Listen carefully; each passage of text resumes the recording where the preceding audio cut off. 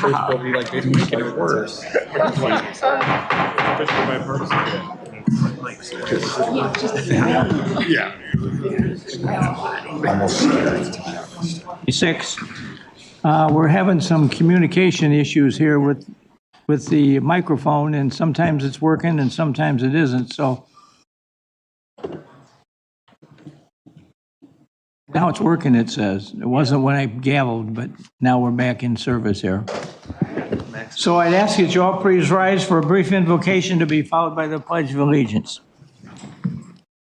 Tonight, on this night, we as a community are very, very appreciative and thankful for the many hundreds and maybe thousands of hours that people donate to make Batavia a grander and greater and safer and healthier place for us all to live and to work. And tonight we're going to be acknowledging some of those folks. And we are just so blessed in this town to have such a great working community who's always there to step forward in moments of crisis or trouble, and also people to share good ideas and thoughts about things that are to be done. So I just want to express the community's appreciation and blessing for all the good people that are here in our community that make this such a special place for us all to live and work. And we ask tonight for a special blessing on the City Council as we make the decisions before us, knowing that in the hearts and minds of each of them, they are here to do what are always in the very best interests of Batavia. We ask for all these blessings. Amen. Amen. Alderman Malay, would you do the Pledge of Allegiance? Certainly. I pledge allegiance to the flag of the United States of America and to the republic for which it stands, one nation, under God, indivisible, with liberty and justice for all. Ask the city clerk to call the roll.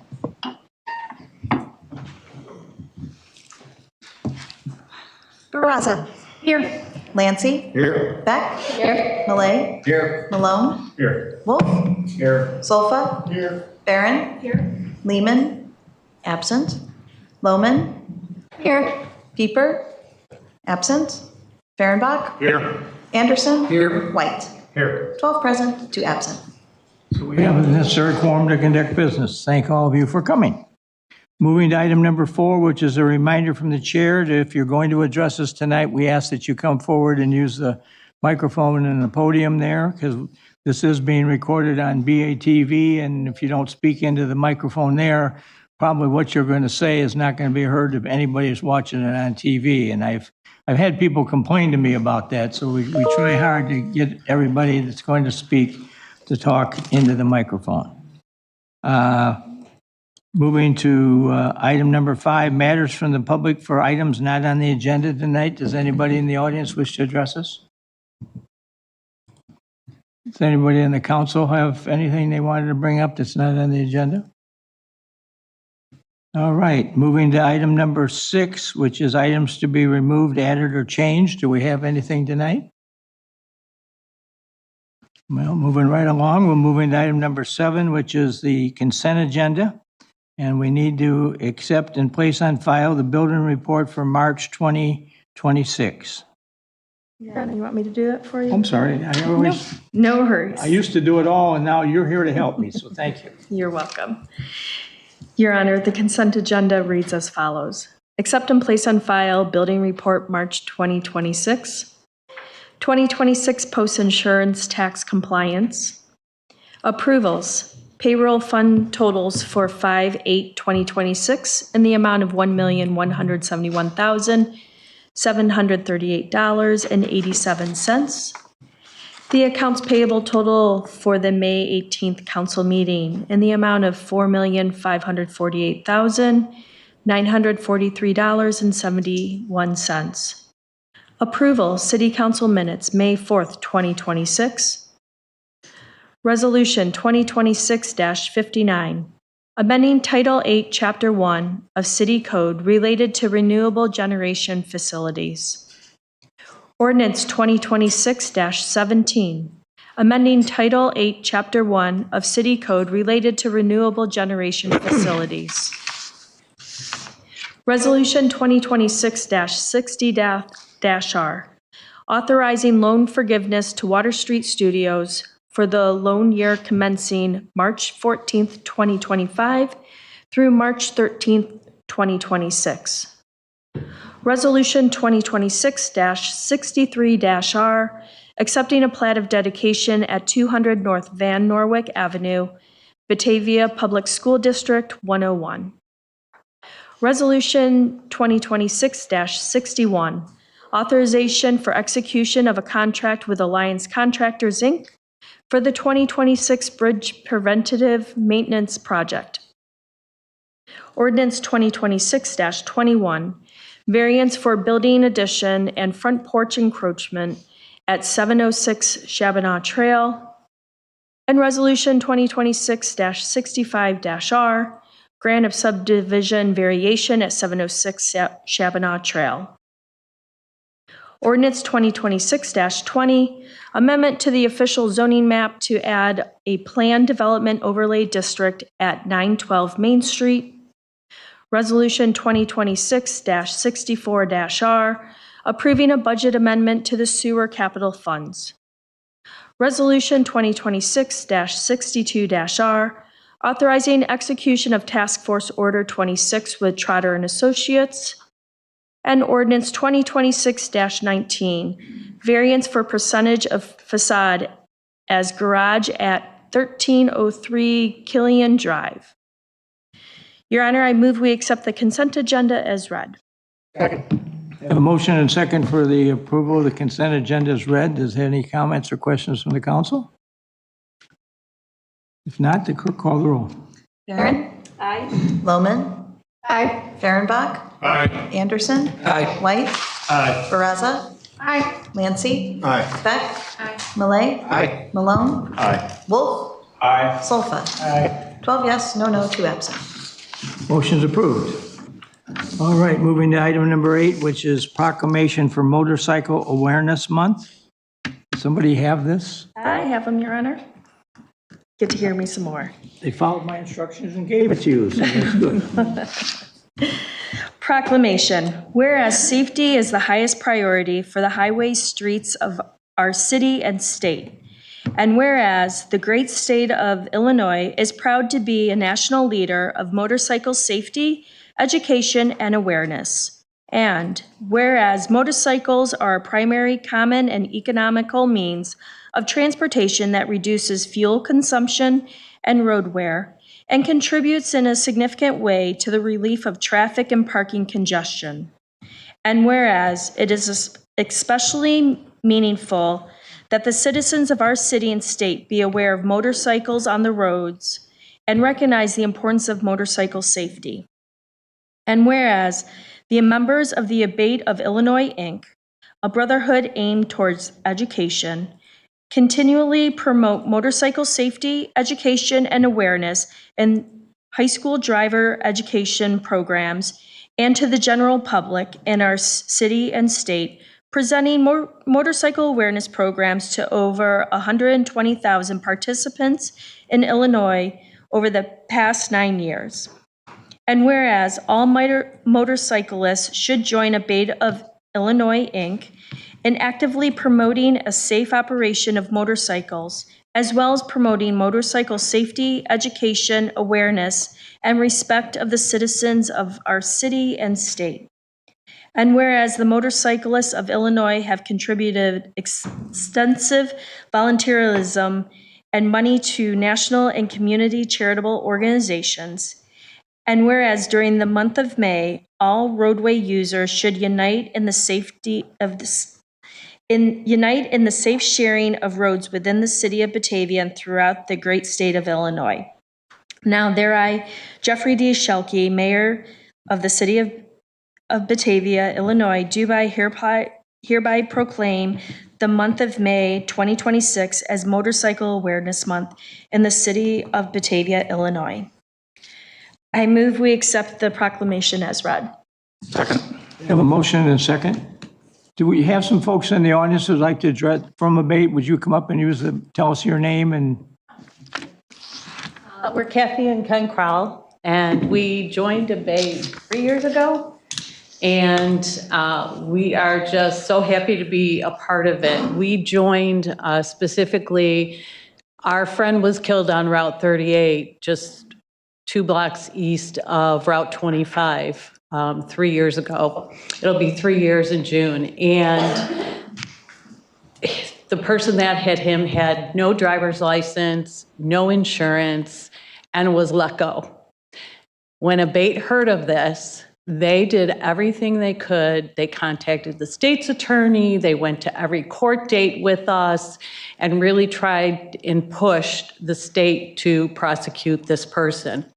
Well, the person has now 3 outstanding warrants. He's never showed up in court. And we just felt so honored that someone we didn't even know stepped forward and did so much for us. And that's how we got involved. And we thought if someone can do this for us, we could do this for other people. And we go into the schools and we teach motorcycle safety to the new drivers. We do fundraisers for food and toy runs. We have a Down Riders Fund that we, if one of our members loses a family member, we donate money to them. We're always out to help people. And right now we're been helping the family of the young man on Route 25 that was killed by a drunk driver. When was it, April? And we're actually going to court this Wednesday again, and we are just making a clear presence in court that the judge needs to be aware this girl's a 3-time DUI, and she still was out driving. And so we try and help and support the family to get the best outcome for them. So I'm honored, and I thank you so much for recognizing us at this meeting tonight. Sorry, it gets me.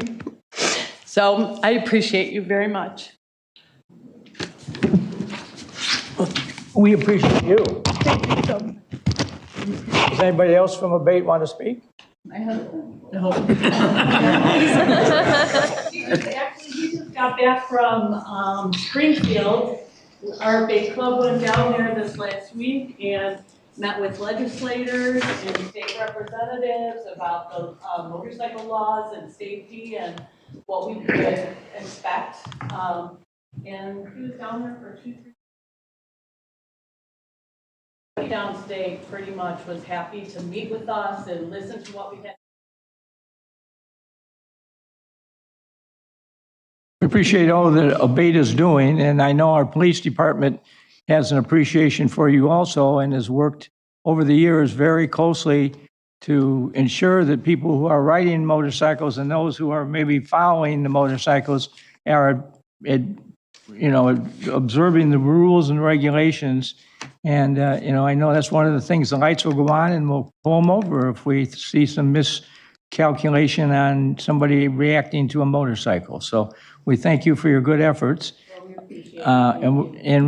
We haven't passed it yet, but when we get the proclamation passed, I have to sign it and everything. Okay. But give me a call and I'll get you a certified copy of it so that you can have it for the group. But we're kind of in the middle of that business right at this moment, so.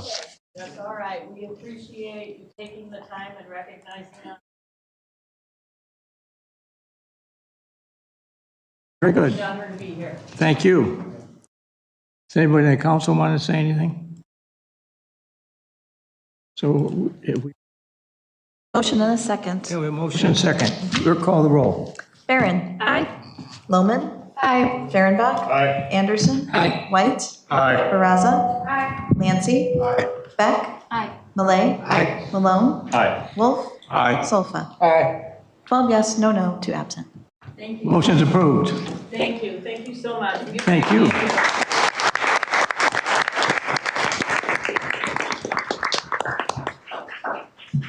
All right, moving then to item number 9, which is Proclamation Pride Month for June 2026. Want to read that one? Thank you, Your Honor. City of Batavia Mayor's Proclamation, Pride Month 2026. Whereas the City of Batavia is committed to fostering a welcoming, inclusive community that celebrates diversity among its residents and all who visit. And whereas the United States was founded upon the principle that all people are created equal, and that the life, liberty, and the pursuit of happiness are inalienable rights entitled to every individual under equal protection of the law. And whereas the month of June is recognized as Proud Month across the nation in commemoration of the Stonewall riots of June 1969, a pivotal moment in the ongoing movement of lesbian, gay, bisexual, transgender, queer, or questioning, intersex, asexual, and other sexual and gender minority rights. And whereas while meaningful progress has been made toward equality, LGBTQIA+ individuals continue to face discrimination, inequalities, and threats to their safety and well-being. And whereas all residents, especially our youth, deserve to feel safe, valued, empowered, and supported, regardless of sexual orientation, gender identity, or gender expression. And whereas the City of Batavia celebrates the history, contributions, and diversity of its LGBTQIA+ community and remains committed to ensuring an environment where all people can live authentically and free from discrimination.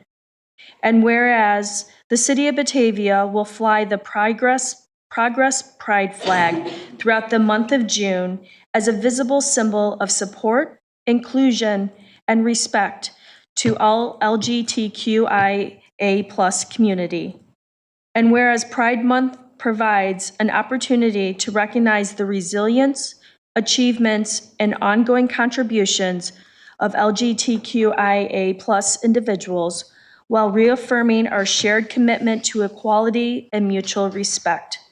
Now, therefore, I, Jeffrey D. Schelke, Mayor of the City of Batavia, Illinois, do hereby proclaim the month of June 2026 as Pride Month in the City of Batavia and encourage all residents to celebrate diversity and continue working together to build a community where everyone feels they belong. I motion we move to accept the proclamation as read. Motion and second to approve the proclamation as read. Any further discussion? Clerk, call the roll. You want to speak? Come on up then. Give us your name. I know who you are, but we need to get it in the record.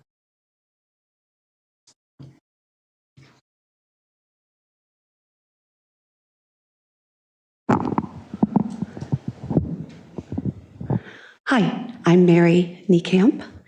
I live in Batavia. What do I know about everybody in this room? That they all live in Batavia. What do I know about the store clerk in Geneva or St. Charles? That they live in Illinois. What do I know about the school teacher in Wyoming? That they live in America. What bonds all of these people together? The laws that govern the places where we live and we work. That's what we have in common. A flag represents a solidarity of identity and our dedication to the laws of a government. Therefore, I do not believe a government center is the right place to fly any other flag other than the flag of our country, our state, and our city. Everything else is a personally and privately held conviction or belief, which as American citizens, we absolutely have the freedom to fly on our personal property. And that is a freedom that I will fight for to my dying day. I think everyone is deserving of respect and dignity, even those who visit this country. And that should go without having to fly a personal flag or anything that doesn't represent the laws of our country in a government center, of our state, our city, and our country. Thank you. And I need to go because I have an out-of-the-country guest in my home. Thank you for listening. Anybody else?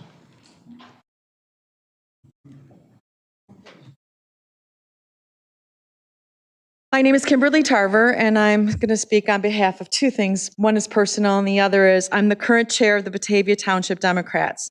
We're an organization of community members who believe in and work to advance the principles of the Democratic Party, including equality, dignity, and civil rights for all people.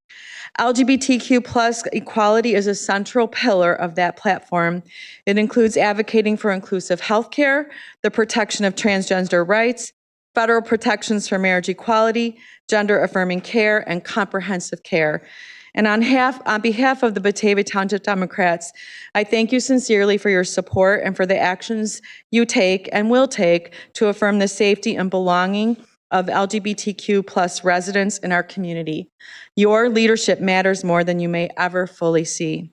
On a personal note, so I'll take my name back off, I've lived in Batavia for 22 years and in Kane County for most of my life. I've served on the Board of Suicide Prevention Services here in Batavia, and I help facilitate a support group for people who have lost a loved one to suicide. Positive representation and visibility are strongly correlated with better health outcomes for LGBTQ youth who are at higher risk of depression, anxiety, suicidal ideation, and suicide. When young people see symbols of acceptance, when they hear leaders affirm their worth, their mental health outcomes improve. Their sense of belonging strengthens. Their hope grows.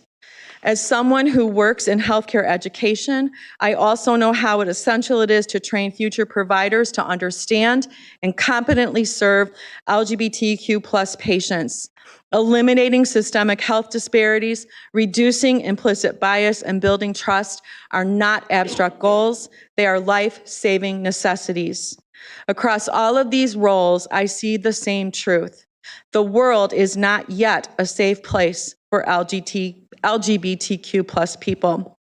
These individuals are nearly 4 times more likely to be victims of violent crime and 9 times more likely to experience violent hate crimes compared to their straight, cisgender peers. LGBTQ plus youth face significantly higher risks of depression. Oh, I already said that. We know this from research and from lived experience. Positive representation and visibility save lives. And that's why your support matters. That's why your choices matter. Even something as simple as the pride flag, it is not just a symbol. To many, it's a signal of safety, unity, love, and acceptance. It says, you belong. You are welcome here. You are seen. So thank you for your leadership, your compassion, and for choosing to stand on the side of dignity and inclusion. Your actions ripple outward into homes, classrooms, workplaces, and hearts. They make Batavia a safer, kinder, and more just community for everyone who calls it home. And it is my home. Thank you.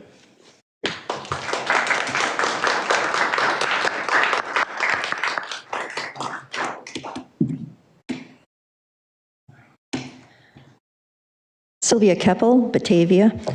The last speaker kind of made my point. I'll get to that. Well, at least you're not calling it the unity flag anymore. I guess that's progress. It never was about unity. It's about identity politics. Is this flag political? It most certainly is. The last speaker pointed that out.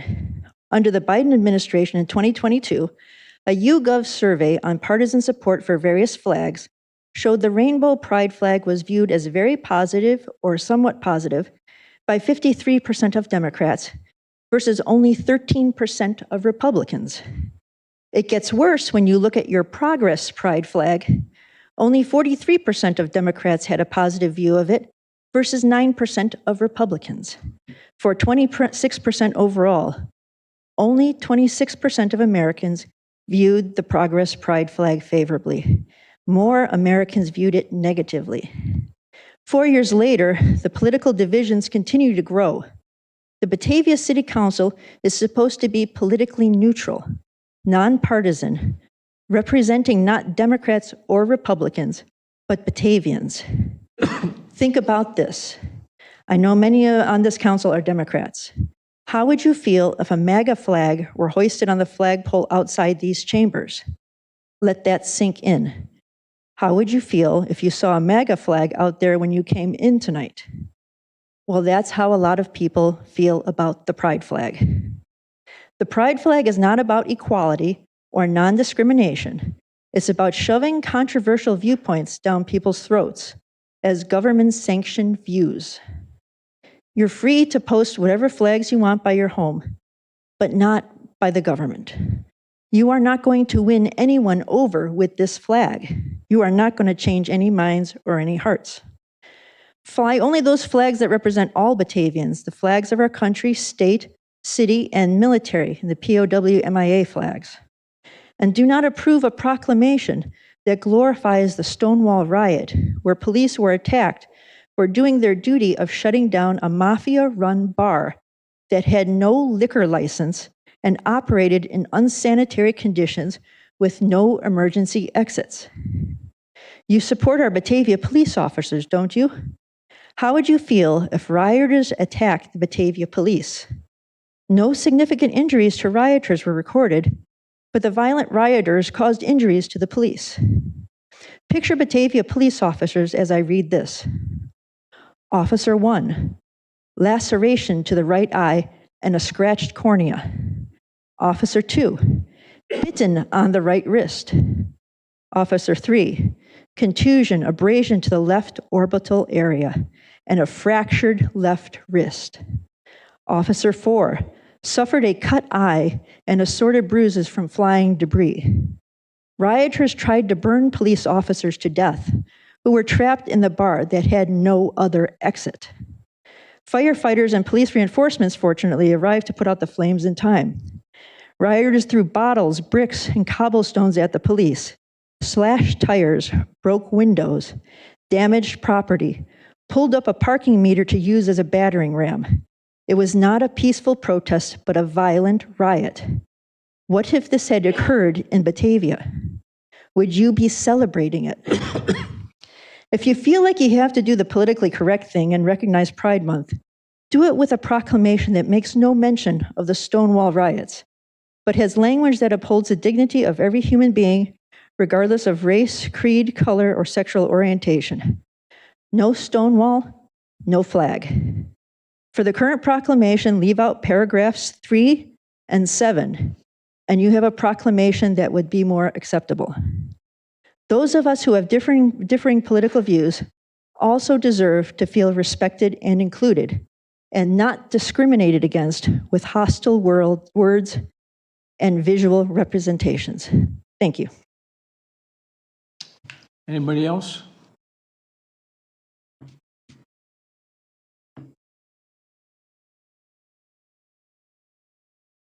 Hello, my name is Ethan Tarver. I am 21 years old, and I grew up and have lived in Batavia my entire life.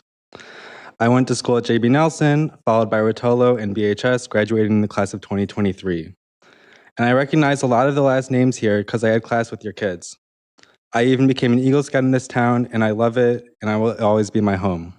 I'm a Batavian through and through, but I'm here today because I'm also much more than that. I speak not only to the council, but to all in this room and to those viewing online. I'd like to remind everybody that the Progress Pride flag, what it truly represents. For the majority of society, it's just a political message, but for me, it's more than that. It's a symbol of love. This love is of any kind. People here today attended to support their queer family and friends. That is love. To serve on city council is an act of love, a love which for some of you has lasted decades. To find a compromise during these meetings is an act of love. To celebrate the city of Batavia is an act of love. To raise a pride flag is an act of love, just as it is to raise the US flag, the Illinois state flag, the flag of Batavia, or a flag to recognize veterans, children with cancer, or awareness for suicide prevention. We should be proud to show our love in this way. I speak now to show my love. To anyone who opposes this measure, I hope that you do so out of love. This flag does exist for you, whether you are queer or straight, trans or cis, as long as you show love. We get to choose what symbols mean to us, not just what they mean to everyone else. So even if you don't identify with this flag, you can still find love in it. Some of you listening may be skeptical, but please consider the possibility that you someday find someone you love dearly is queer, or you may already know. Your time is better spent talking to them than it is opposing this measure. I implore you to ask them in good faith what this flag means to them and what love means to them, and think about what it means to you. If you don't know any queer people, talk to me. When you get home, tell your family that you love them, and tell your friends that you love them. In the meantime, please show your love today by voting yes to this proclamation and to raising the flag. Thank you.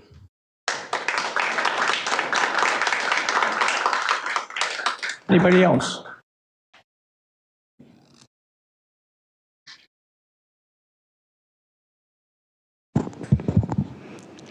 Good evening. My name is Denise Theobald. I actually live in Geneva, but as I said last week, we love Batavia. My wife and I moved here 5 years ago, and we love the whole area, and we know we are welcome here. I know for some people, raising the flag and this proclamation might seem small or petty, a waste of time, maybe against their belief system, or maybe it just represents something they don't quite understand. But one thing I will tell you, it's not a political message. These are people's lives. And I'm not going to go through what my neighbor just said about statistics and the community and what kids go through when they are in the LGBTQ community, particularly our trans community. I have lots of statistics. I don't think you want to hear them. I think they've been told. But what I want to tell you is we found community here. And I remember coming out at 32 years old. I knew when I was in high school, but I was scared. Back then was a different time. There were no raising flags in communities. There were no signs in businesses. There were no gay flags in teachers' homerooms, schools, the community at large, anywhere. So I found myself chasing the community when I finally came out because I didn't know if my community would welcome me. I lived in the suburbs, but I chased the community down in the city of Chicago where I found friends, open arms. I remember the first time I went into a restaurant where I can hold my girlfriend's hand, where I can hug freely, where I can love freely and talk about anything I wanted because I was open and proud of it. So I'm not going to go through all these statistics, but I want everyone to know how important, how this symbol really matters.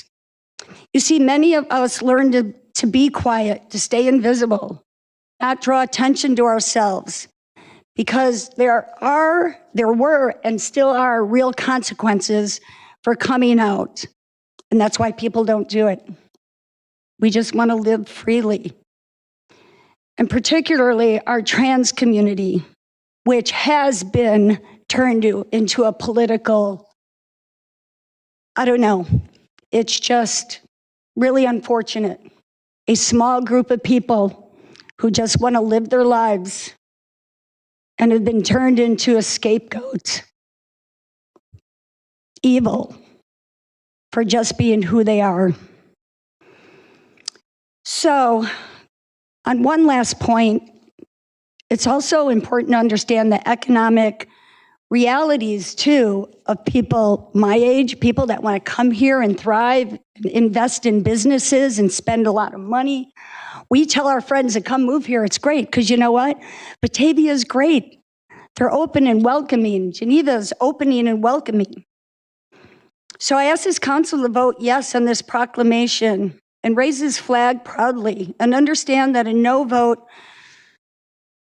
no matter what the public says, wrapped in whataboutisms, procedural excuses, or policy technicalities, or just why it shouldn't be raised, what flag should be raised, it's about love. And it simply shows a lack of understanding about this community and struggles that so many people face outside your own lived experience. So I hope you all can find love and know that Batavia is a great community. And I hope it has welcome arms for everyone, because no one wants to have to chase what is already theirs. Thank you.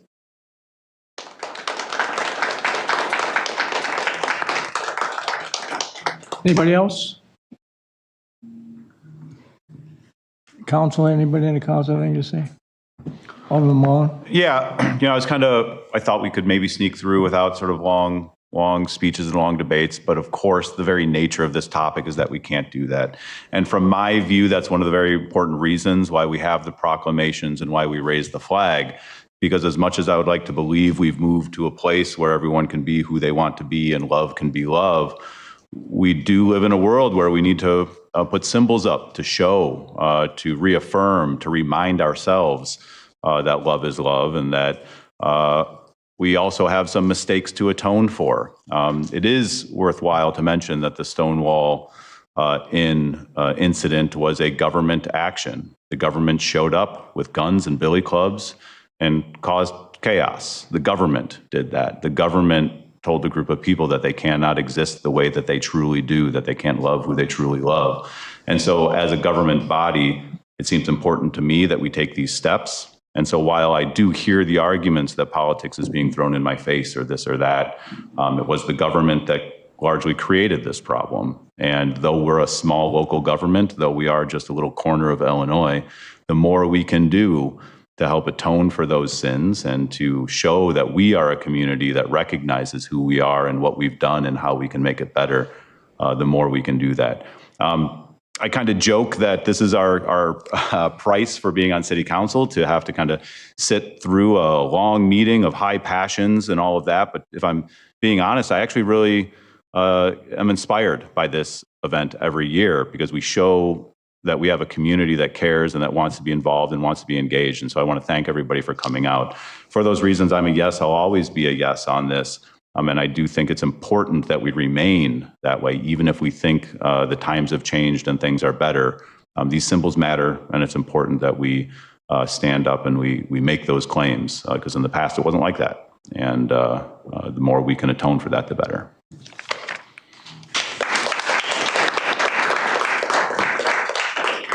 Anybody else?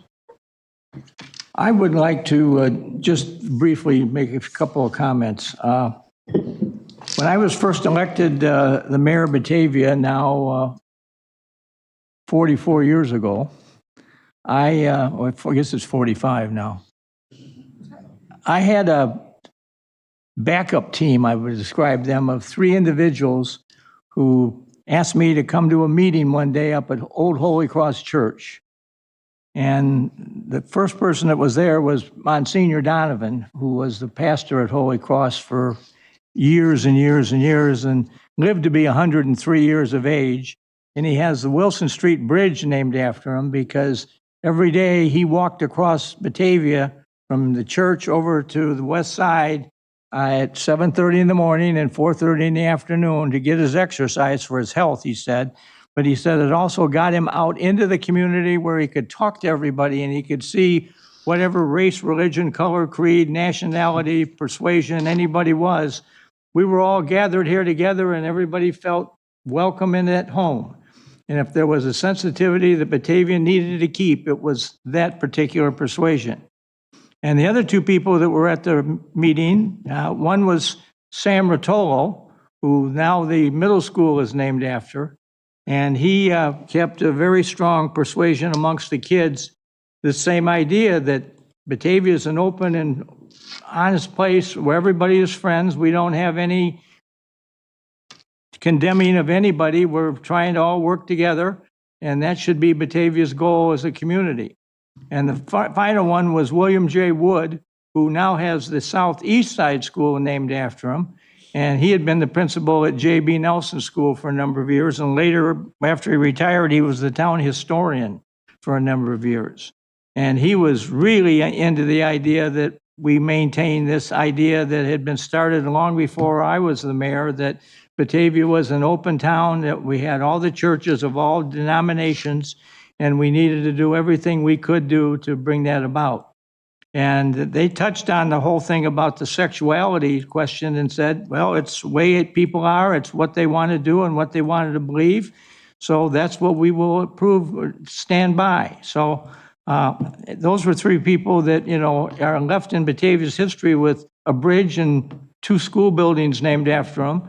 And they were people who truly believed and loved Batavia for what it had become as far as a community that was all welcome and all encompassing and wanted to make people feel at home always and be a nice place where if you went off on a trip or you moved someplace else, you always wanted to go back to Batavia and see how it was doing. And I'm struck by the fact that just in the last year and a half, I think I've had maybe 10 people show up at my office who are graduates of Batavia High School, some of them going back to the early 1950s. And they're quite elderly now, but they wanted to come back and see what the old town had become. And they were very complimentary about restoration of old things and how we had maintained the attitudes and how we had not become someplace that people were ashamed of, that we were an open-minded, fair city that is here to do what is best. And I would bring them down here and show them this room, and then I would say, in this room, we've got a city council that I think shares those views and is very strongly in favor of that, and that we have a lot to be very, very proud of. And so everybody leaves here saying, well, Batavia's as good as it was when I left here, and it's probably better. So I just wanted to let you know, we do get continuing gratification from everybody that comes in that's used to live here and now doesn't, about how nice it is that we've maintained kind of the Batavia that has been here, and everybody of any religion, persuasion, creed, whatever, is all welcome to be part of Batavia, and we all want to do what's the best for our town. So I'm very proud to be the mayor of this place because we've got some very strong history of leadership behind us. I've just talked about them, of people who have stepped forward and really have done their fair share during their careers.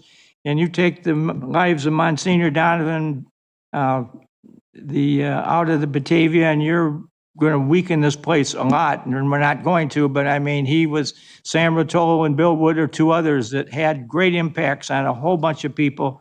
And I'm very honored that when all 3 of them died, I got asked to speak at their funeral. And that was something that really meant something to me, because that's what these guys were all about and what they really mean for our town. So I just wanted to kind of finish this conversation up with that nice memory of people who have made Batavia what it is. And hopefully those of us who are here today in elected leadership are here to hold on to that and keep Batavia a very special place on the face of the earth. So thank you. Mayor, we have one more member of the public who would like to speak. Okay. Dan?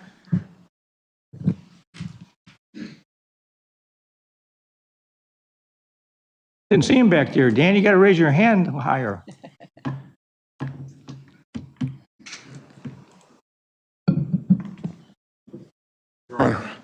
From one historian to another, please don't take your history from Sylvia.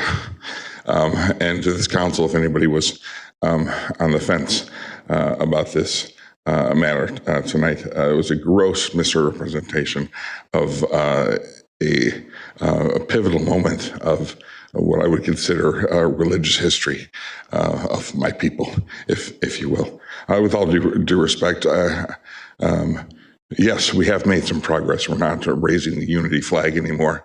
But like a political pundit on right-wing news, sometimes you got to change your message if you want to get something across. The truth is, this is the pride unity flag that they're raising. The progress flag is a better name for it.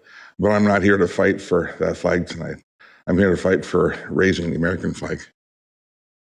The American flag stands for what we know what it's for.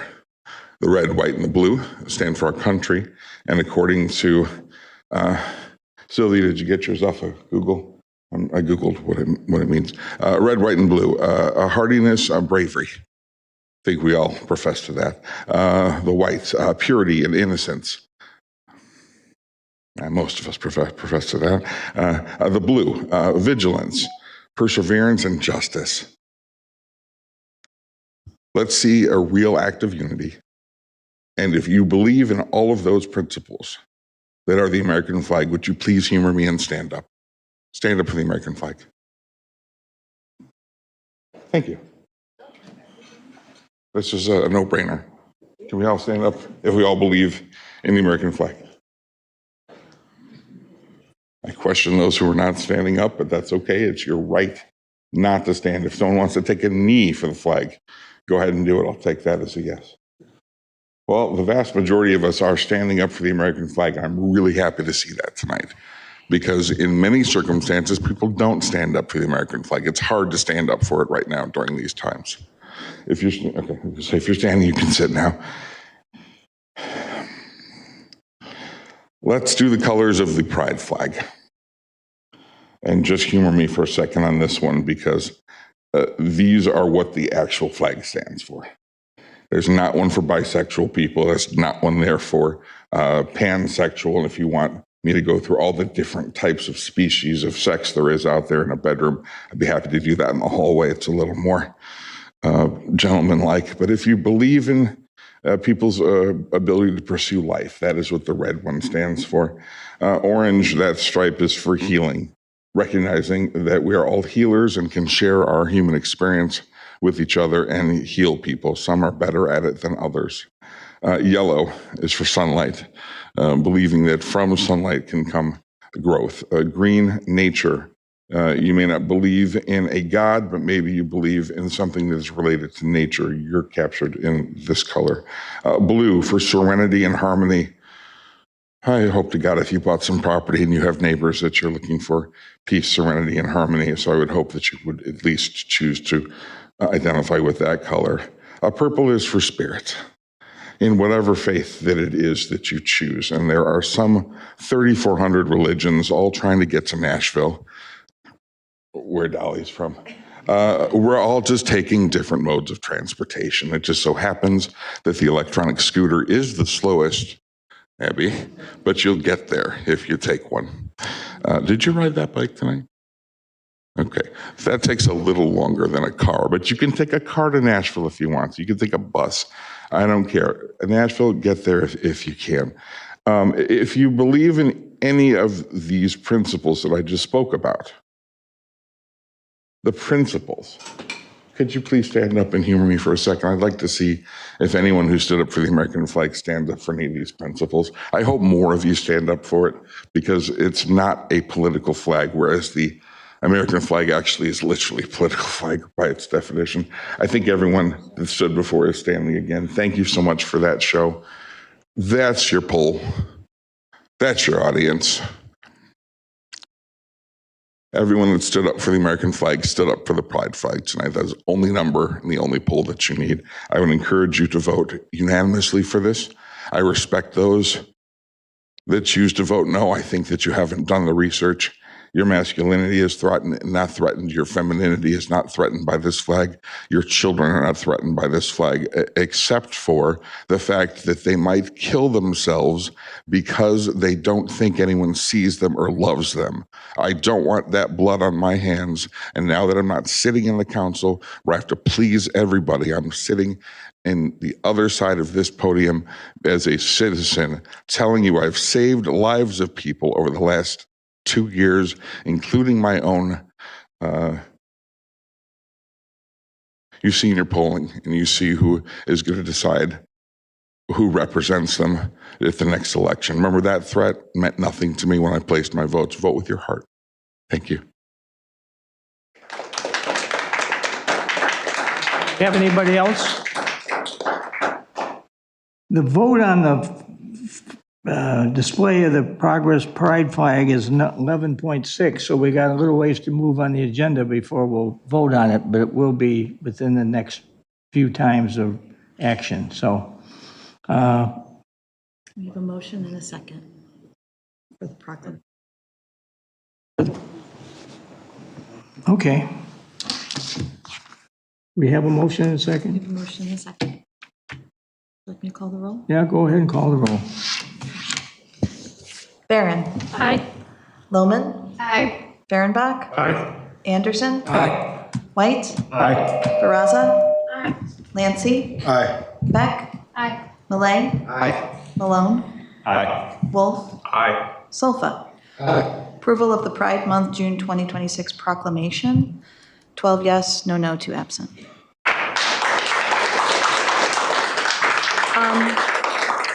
Alderman Barron, did you want to give the proclamation to Belong Fox Valley?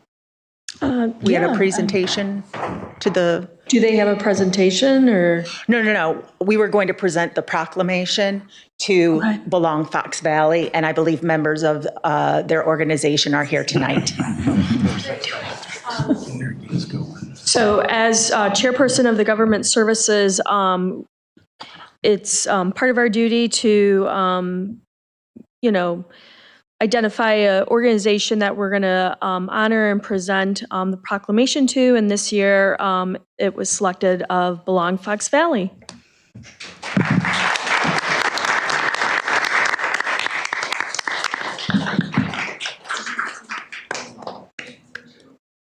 All right.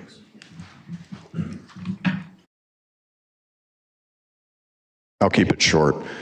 My name is Scott Naylor. I am a board member with the organization Belong Fox Valley. Thank you to all of you for your votes tonight, and thank you for choosing us again this year to present the proclamation. On behalf of Belong and on behalf of the local queer community, I thank you. This is, as a lot of people have said, and I appreciate you, Councilmember Malone, with your words and understanding why we do this. And Dan, I think he already walked out, but I appreciated his words last week. I don't know if we would be here without the work he put in his years on council.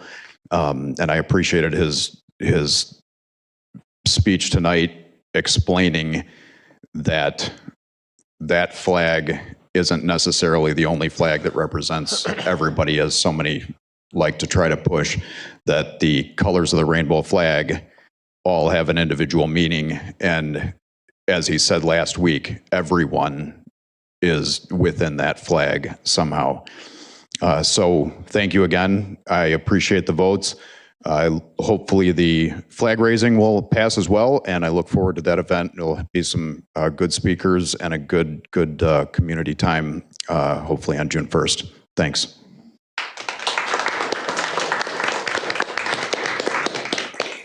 Now we go back to the regular agenda, and Main Street is on the list. Sorry, I jumped the gun there a little bit. Apologies. So every May is the time where we have our annual meeting, where we elect our new board of directors, and with that we do a summary of the previous year. So today I'm just going to share with you a little summary of our last year. As you guys know, we had a big marketing push for last year.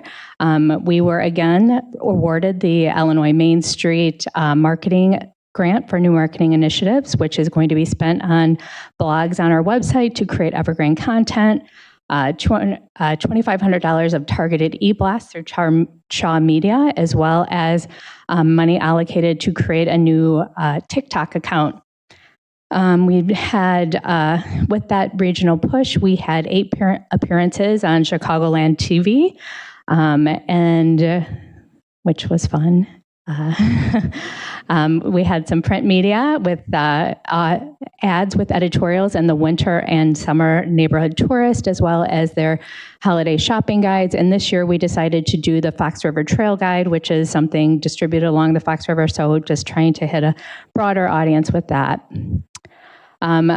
And one of the things that we were able to do after we received additional funding from you guys last year, we hired a part-timer who works strictly on content creation for our social media and our marketing. And with that, we've seen really great success with gains with our social media on all of them, as well as we launched a TikTok account in the beginning of the year.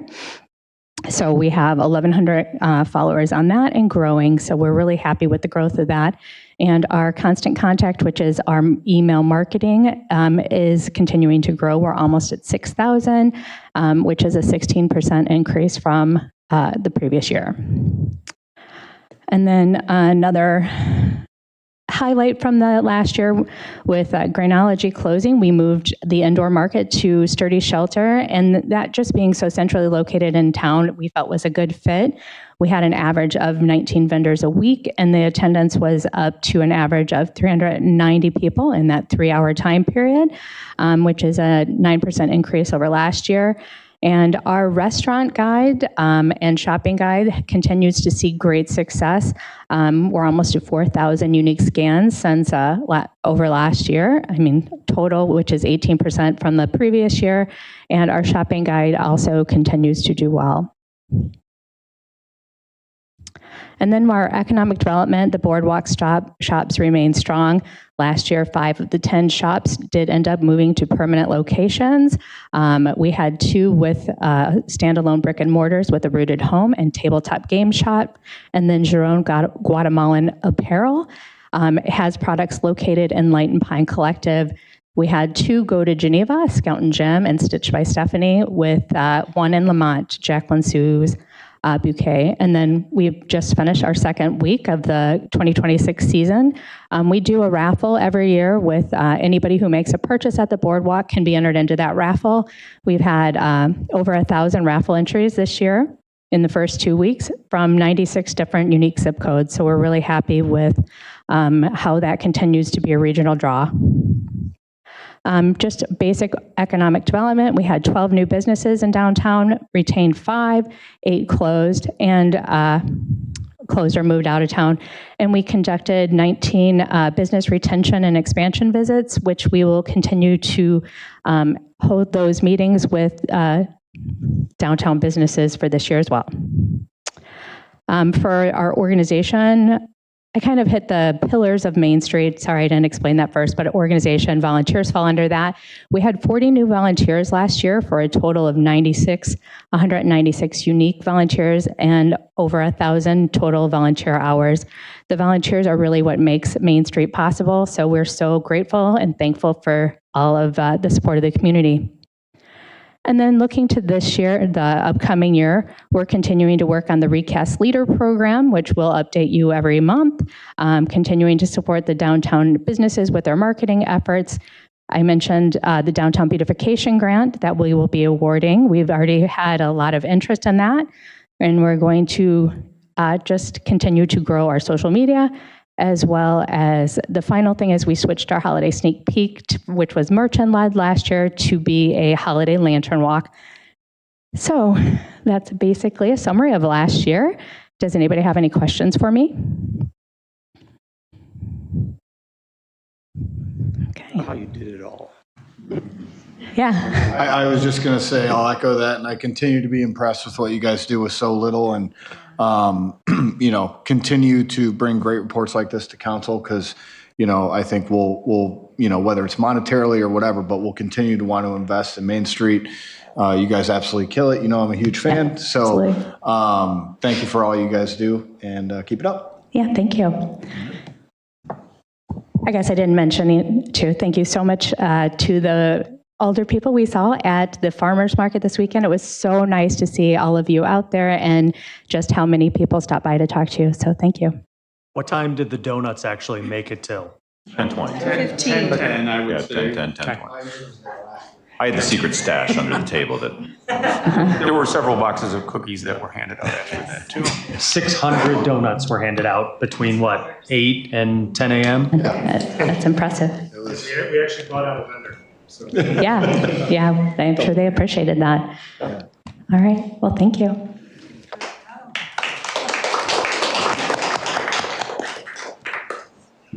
I'm going to put up the presentation from Water Street Studios. I just need to get that up here.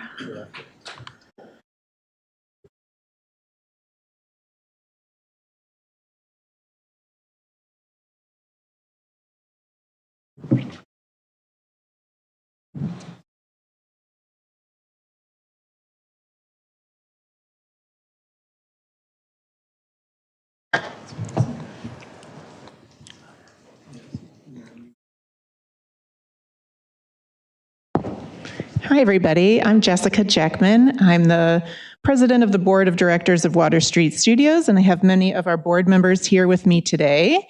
And we just wanted to give you a little bit of an update. We usually try to come on an annual basis and tell you what we've been up to, and thank you for your support. So that's what we're going to do.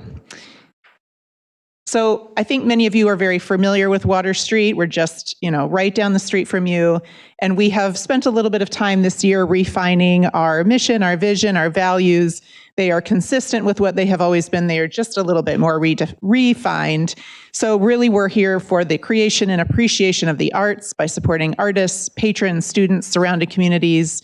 And we have a number of ways that we do that through exhibitions, education, public art, and creative initiatives. We really are trying to make sure that our focus on art is through community. And so that's really what we're focused on. We really envision the arts as a unifying force. We want it to be accessible. We want to connect our communities. And Batavia has certainly been a great support of that.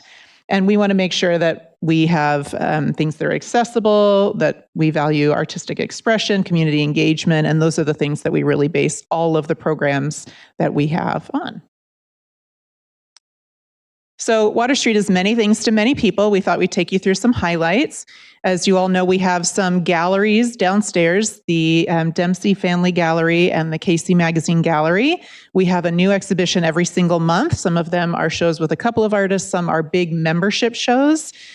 We have had over 200 artists showcase. We have 2 membership shows, and we have over 100 usually like in the 80 to 90 artists at a time and over 100 pieces of art submitted. So those are really fun, big group shows. We've had about 2,000 visitors. We open our galleries on Fridays, Saturdays, and Sundays from 12 to 4, and it is free to the public. So if you're ever looking for something to do and you want to come by and see us, we would love that. We're really excited that we are relaunching what we call our community gallery, which is located upstairs. We are having 6 shows in a given year. The first 4 are sort of live for our open call now. Each show has a theme. They'll last for 2 months.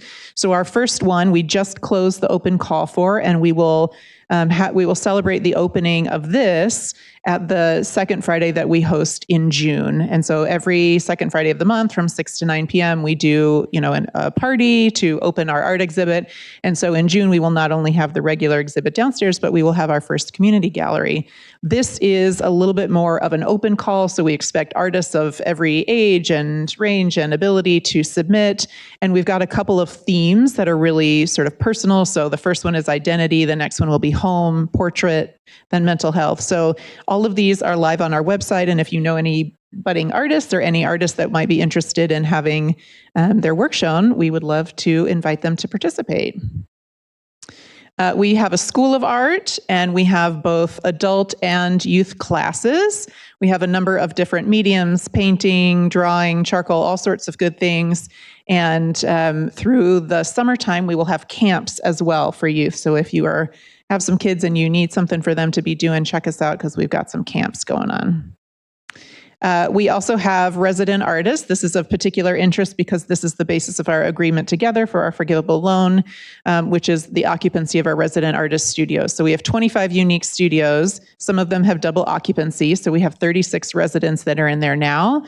And each of those is an artist who is passionate about building and wants to do it in the community and with the fellow artists. They have an opportunity to do things like participate in our shows, and we have town halls. We have different ways for them to engage with the rest of the community and with their other fellow resident artists. Our clay lab and ceramics program is very popular. We have over 300 students that are enrolled. We have what's called a clay lab subscription or a clay lab member. We have over 40 clay lab members to the point we have expanded into another room, and we have another 40 on the wait list. Our big exciting thing that we had, which you all helped us kick off, was we added a third kiln to our repertoire. Her name is Sweaty Betty. She works hard for the money. And then we also go into the community. So we not only have classes that we do, but we go out at the homestead. We have a program with CAPE. We have a program with Mercy Housing. So we believe art is important and it's really developmental at all ages and stages. And so we partner with organizations to bring our art to folks who can't come to us. We have also hosted some programs in-house. The Batavia United Way very generously gave us a grant, and with that we host what we call a community day. Right now it's on a quarterly basis, although we hope to take it more to a monthly basis, and we open it up, we do a project. The picture here is of our Mardi Gras theme. The last one we had was sort of a spring flower day, and so people can come in, totally free to the public, and do some art with us for a couple of hours. We are also a regular at the Batavia Farmers Markets. We participate in Swedish Days, the Geneva Arts Fair. Anywhere there is a local either nonprofit opportunity or celebration of arts, we try to be there usually with a craft or something to provide activities, often for the kids. And then we've done some workshops and available things at our studios like World Collage Day, which happened at the end of last year. And we've done some good work, especially with you all, in our public art space. We just closed 2 of these public art open calls, one for the North River Street Plaza benches and another through the America at 250, celebrating the 250th anniversary of the signing of Declaration of Independence. We also just closed our first open call for the community gallery. So as we develop and get stronger, our goal is to not only be showcasing artists who are of professional caliber and really established, but also to be opening this up to community and getting exposure for new artists to come join us.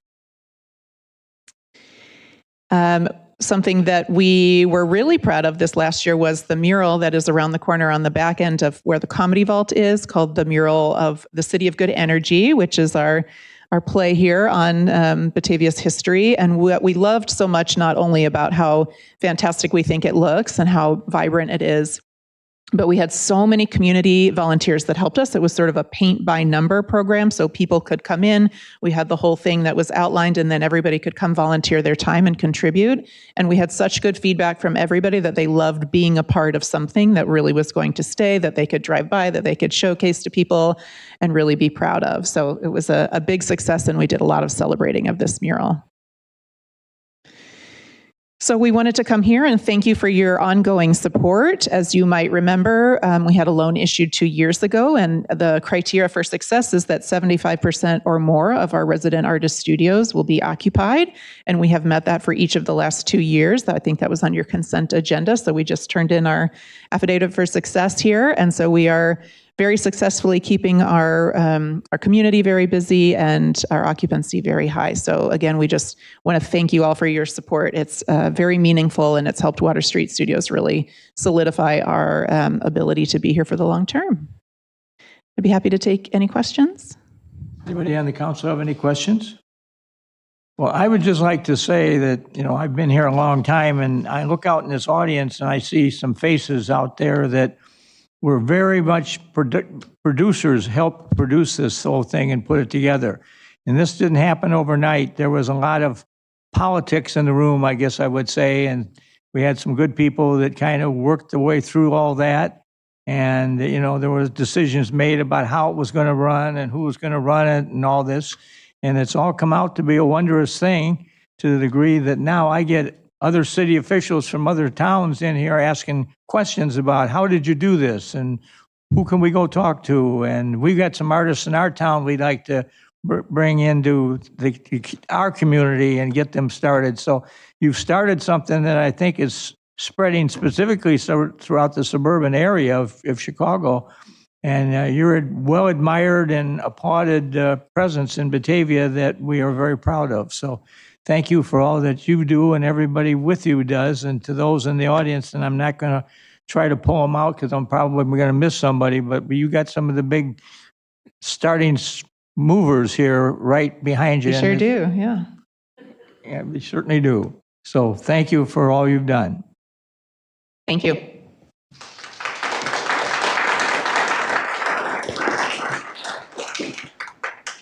So I think we've kind of derailed the agenda here a little bit tonight. We're bouncing all over the place. I think we're at 11.2, are we not? Right? Yes. And I don't know, I'm looking in the audience, and is Randy Zeese here? No. No. Okay, well, we got a nice plaque for Randy that we had made up. And And I was going to give it to him, so I'll have to get him down here next meeting or sometime and bring him in. But he has announced, he was a Batavia paid fireman for a number of years and did a great job. And then he retired from that, and we appointed him to the Fire and Police Commission. And he stayed on that for 10 years. And now I guess his wife, who was also kind of a fan of this, they both decided it was time to retire and go on to other good things in their life. So they have retired. And so that takes me to item 11.3. And I'm pleased to ask your confirmation of the appointment of Stephen Lusted to the Board of Batavia Fire and Police Commissioners for a three-year term to replace Randy Zeese. Now, before we vote on that, I don't think anybody's got any problems with this, but I just want to share how we kind of redid the Board of Fire and Police Commissioners a few years ago. That's a very specialized group because it's hiring all the policemen and firemen full-time that come into the city. And one of the things that we need there are people who understand what the Batavia Police and Fire Department is all about. So we made a little deal that we would do some stuff that would kind of hopefully strengthen it. One is that we would appoint a full-time retired policeman, a full-time retired fireman, and for the chairman of it, we would appoint, if we could find them, and we did, a former member of the city council. And so that's who we have now on the Fire and Police Commission. And now with Randy retiring, we have an opening. And so that's why I would like to ask your approval of appointing Stephen Lusted to the Board of Fire and Police Commissioners for a 3-year term. Steve worked for the city utility, but his real heart and soul, I think, was in the Batavia Fire Department. And he was on the paid and call department for 40 years? 36. 37? 36. 36, okay. So we still are maintaining this presence. My biggest challenge is going to be if Nancy Vance ever wants to leave, and we got to find a former alderman to step up and do this. But Nancy seems to be doing a great job with it, and so, we have retired Chief Anderson, who's sitting in the audience. He's the police representative on it. So we've kept this thing going that we have all retired people who know what the job's all about and probably have a good sense of who's going to be good and whatever.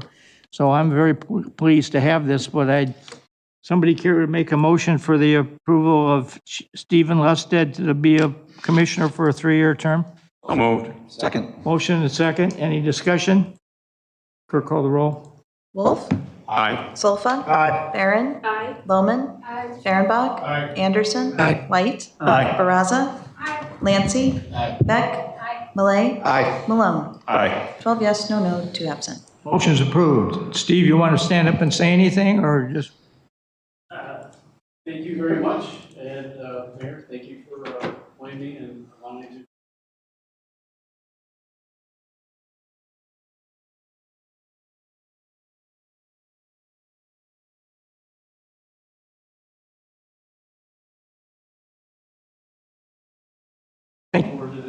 Thank you. Thank you for willing to serve.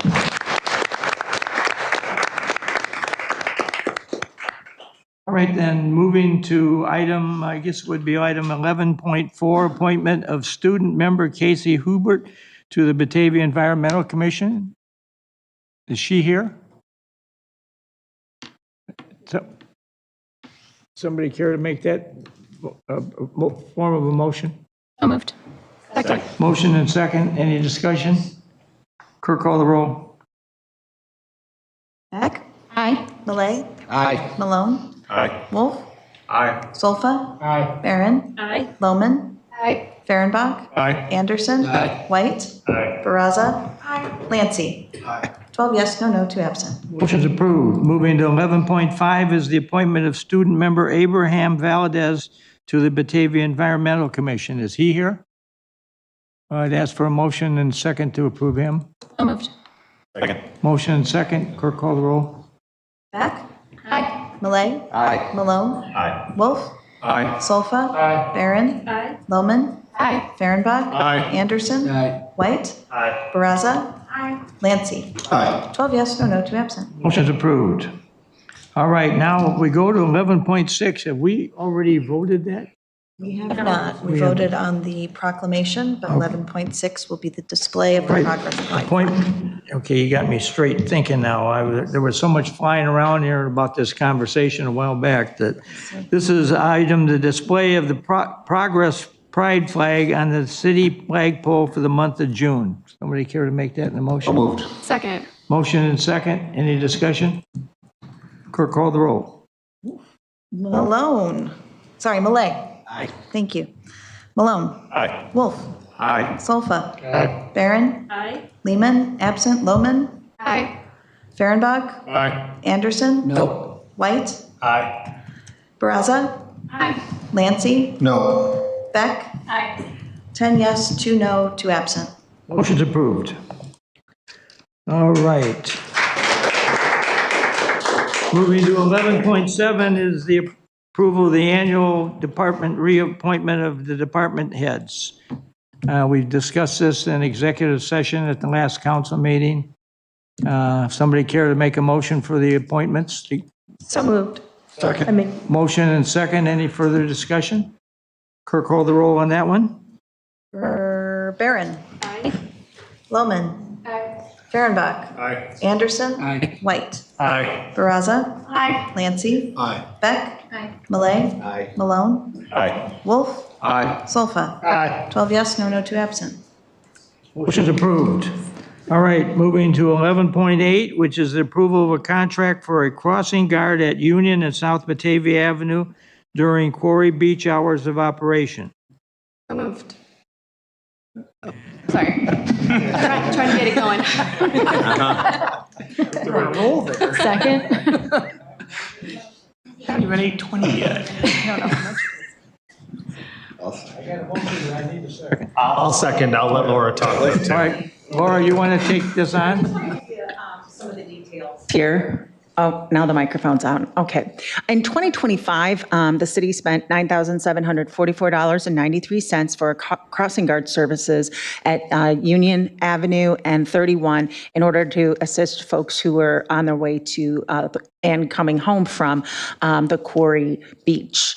And talked to the company this year. It's Andy Frayne, who we use for these services, and they had a modest increase to their hourly amounts. The regular hourly rate is $29.28, and the holiday is $43.92. We got started a little bit late last year, so I would anticipate that this would come in probably closer to $12,000 to $13,000 for this year, and that is under the amount that I'm authorized to make contracts for, but I just wanted to bring it back to you to make sure that everyone was supportive of us continuing to provide this service to the community. Alderperson Solfa. Last year, I was not a big fan of this, and I wanted to know what the stats were, because I never saw anybody ever crossing there. Granted, I didn't sit there all the time.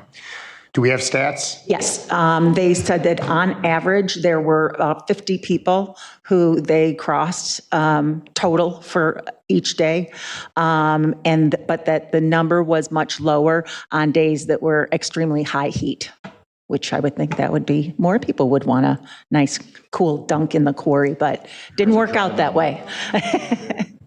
So on average, about 50 people per day.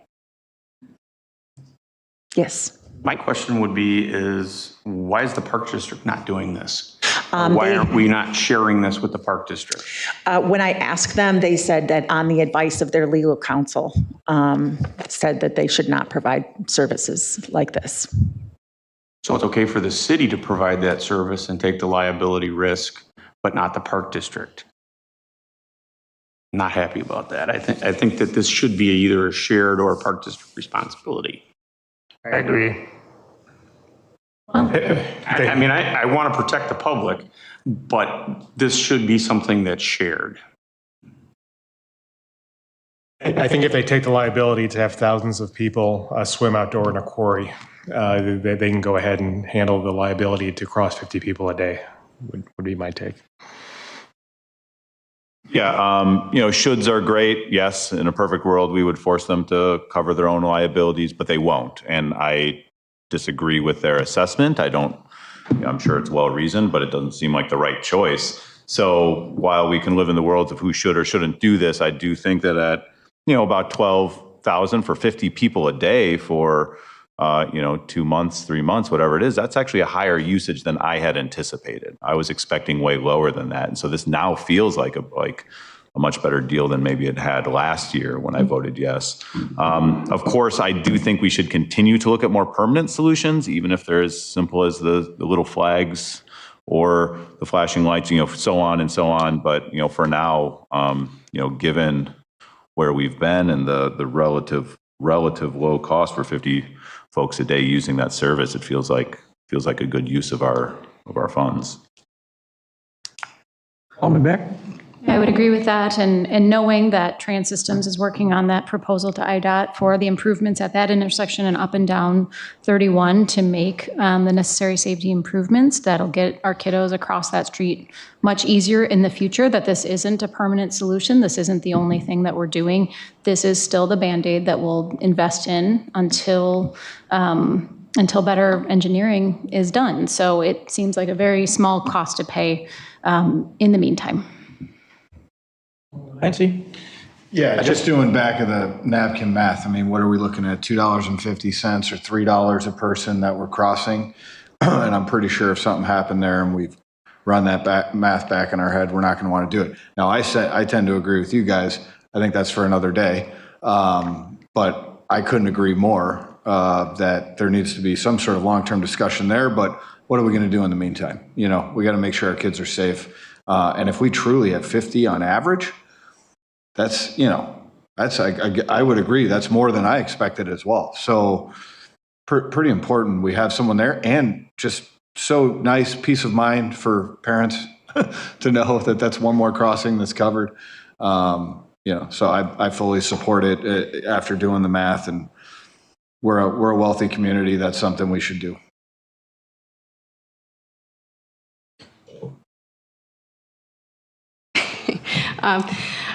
I agree with those comments also. I just wanted to add that I've heard positive feedback from the community about having the crossing guard there last summer.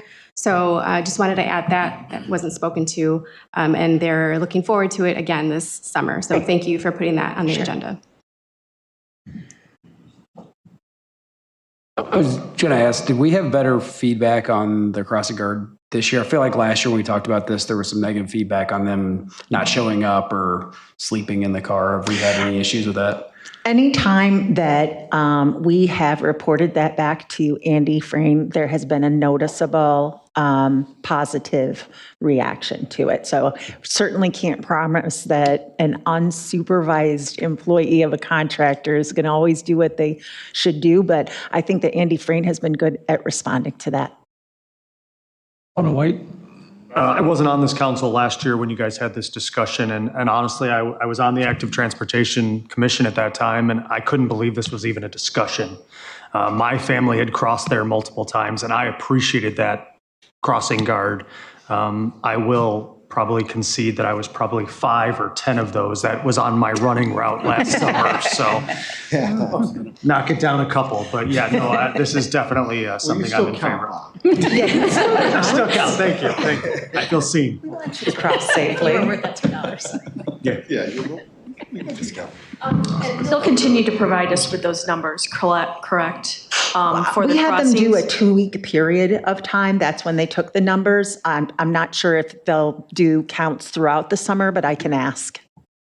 Yeah, I think that would give us a better idea. I think that's something that some of us have asked for, more accurate numbers for that. I think some of us on council have requested that.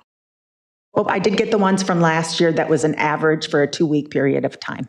Right. So we can, if you want to do it all summer this year, we can do that.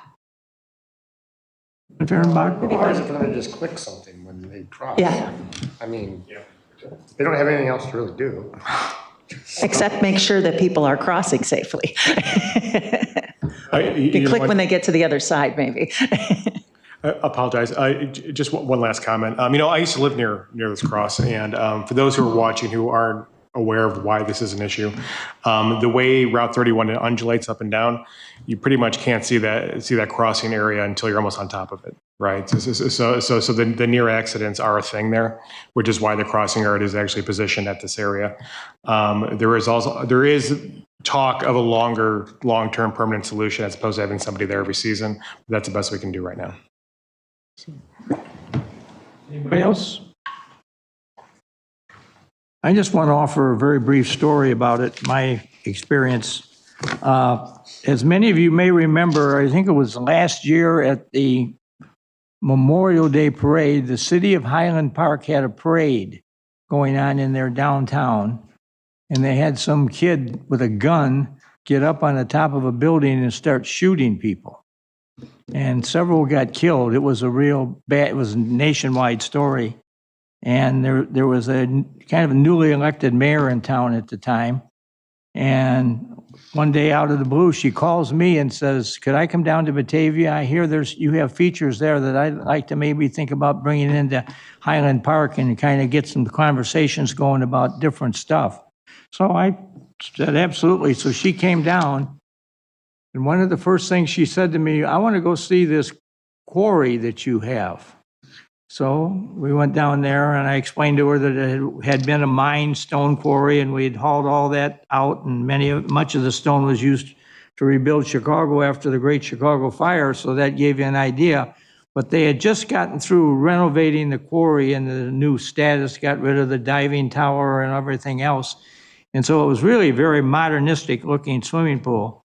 But she was very impressed with that. But then when we got up to the top of the hill, here was this line of people standing at Union Avenue and Batavia Avenue waiting across the street. And she says, look at the crowd. I said, yeah, we get it. And she says, and look at this. You've got a dedicated uniformed person here to help them across the street. You've really got this thing together. And she says, I'm looking for good ideas to have in my town. I may use that. Now, I don't know if she has or not, but she was very impressed with having the crossing guard going into the quarry, and that was just one person who had just gone through some very bad governmental experiences in her own town, and she was very impressed with that whole situation. So I only share that to let you know there's people totally from the outside that see it for the first time and are very impressed with it. So anybody else want to say anything before we vote? Good evening, everybody. My name is Regan Bull. I'm with the Batavia Active Transportation Advisory Commission, but Bob was a part of once. We miss you, Bob, by the way. But yeah, thanks for letting me know that this was up on the agenda this evening. Again, just like Bob said, I was kind of flabbergasted to stand here last year in support of this, that it is even something that needs to be discussed. I think we made the right decision last year, so I'm hoping that that decision's made again this year. A couple little fun facts about having a crossing guarded intersection like this. Just a simple Google search will help you understand, but having a person with a stop sign walk out onto that street, you have to stop. As opposed to the yellow blinking light, that's just literally a suggestion. That's a yield sign. And a lot of our pedestrians don't know that, especially young children. They'll hit that button and just walk right out in their traffic. And it's up to the driver to choose whether or not they have to stop. If we have a crossing guard with a stop sign, they legally have to stop for that. So that's a big part of this, and I hope that you guys recognize that. On the note of the pedestrians using that intersection, I believe last year we actually discussed using some of our pedestrian cameras. We have pedestrian camera counters, and we can move those to that location. I think we even discussed that a little bit last year at this time too, because I'm interested in the statistics as well. So is the commission. But regardless of that, I think it's something that we need. It's very well used. I cross there as well. So looking forward to your guys' approval vote. Thank you. Can I just ask a question? You talked about the technology that you have. Do you have other initiatives that you're using that for at this time, or is that the place that maybe to consider it for the summer? I think it's something that we should consider for the summer. It's up to Public Works where that technology goes. I know that it's been discussed to use it in lieu of the potential bridge crossing for Randall Road. So where those are located right now, I don't know, but it's up to where Public Works wants to put it. But I think it'd be a great directive to put it there, at least for this summer, just to get an accurate count of really what we're doing there. Can I? I was just going to say, just so everyone knows, there's ways to do people counting that aren't very expensive that can be done with the city surveillance system we got by getting another camera. There's the system that Andrea will say, but like, we can get that done. Well, right, they have the technology. That's what he's talking about. But even if that one's deployed, like whether we get another one of these ones or like I know we can get a camera and then there's an analytic on it, you can do people counting, no problem. I would like to add, we have the permanent one that's at just over here by the Depot Museum that's permanently mounted in a concrete pad. I've logged into our viewer to see, and there's definitely been some spikes in people that are using it. And then our second one is more of a portable one, so it is mounted just for a time being. We had it last year, was over by the Speedway on Kirk Road, just trying to monitor some crossings over there with some issues that were ongoing.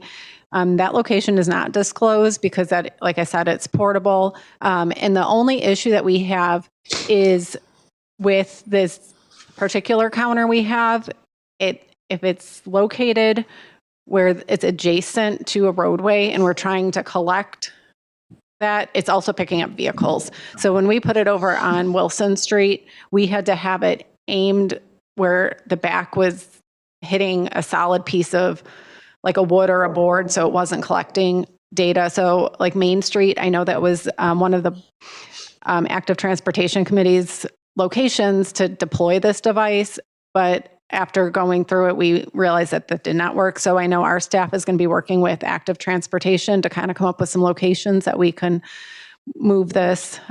Maybe one of them would be the bike path that's out on Deer Path or Branson, where it's now extending, seeing how many people are coming that way, just trying to get different numbers. So we'll work with them to deploy that and move it. And once we have that data collected, we'll be happy to share that with you. Or we can do it offline as well. Just curious, what's the cost on one of those systems? I don't know the number off the top of my head. That was prior to me. Gary and Max worked on that. Like sub $1,000? I think we got two of them for maybe $10,000 to $12,000. So yeah, something. All right, like so that. I'm talking about like a sub $700 camera that chief can and the city can use day two too, and you can turn off vehicles and you can turn on people and tell it to people count in a certain area. That can be done. And we have hired our consultants. Like Strand did that for the counts on Randall Road. They had a camera out there, and then they were able to use type of AI software that was able to go through some of the counts.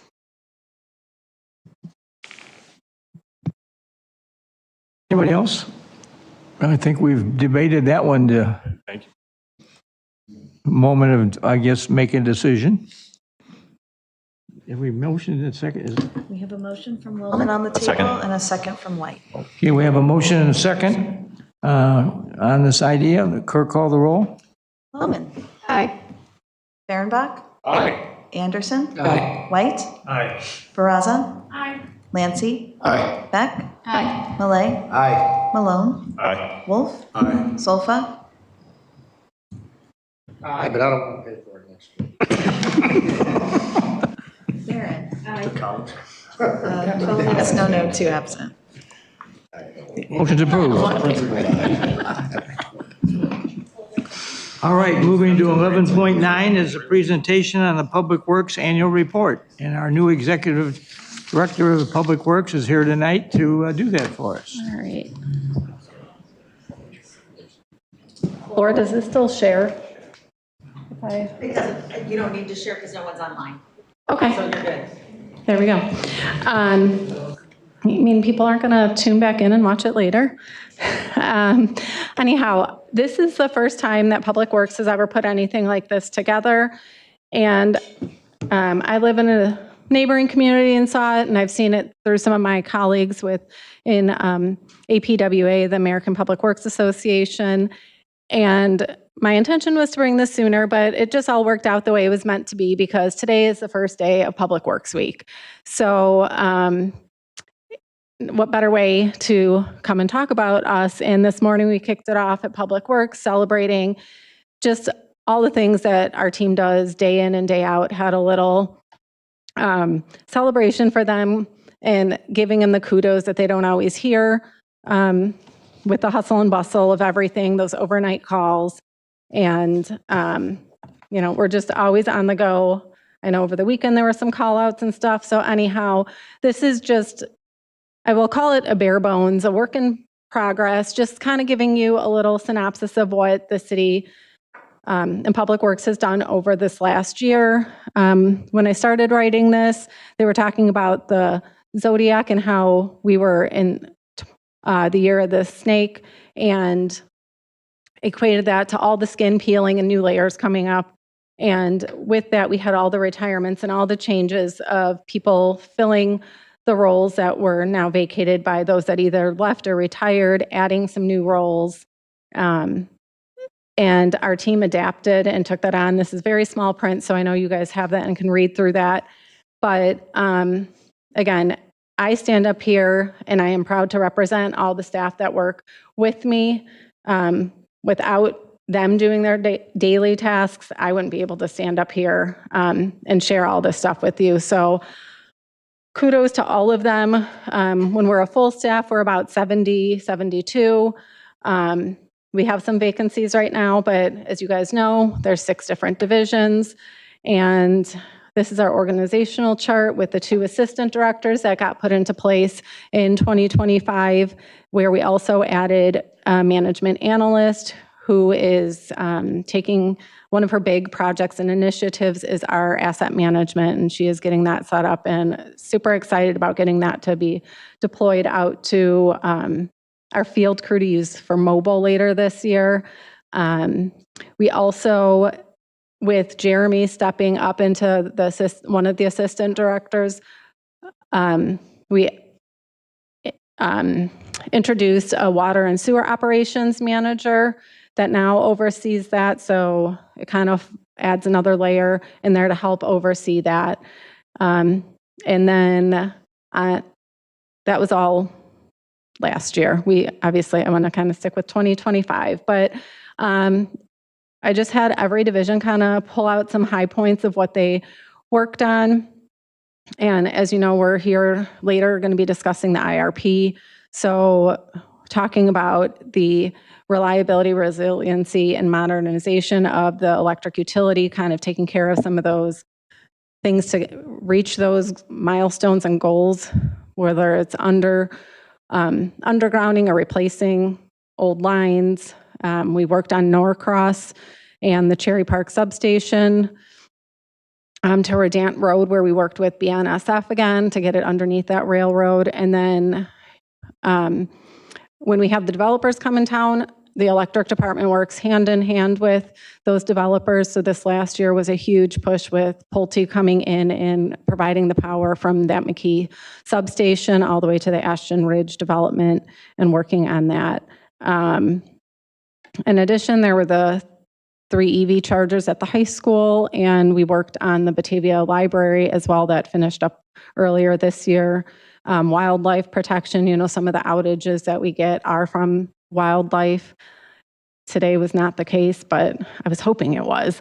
And Steve and the meter department has worked really hard on getting the Tantalus smart meters put into place and getting those so that we can do more of the drive-by as opposed to in-home meter readings. Engineering worked on a lot of implementation and coordination of all the different projects. They were recognized for the safety at the Prairie and Wilson intersection improvement through APWA.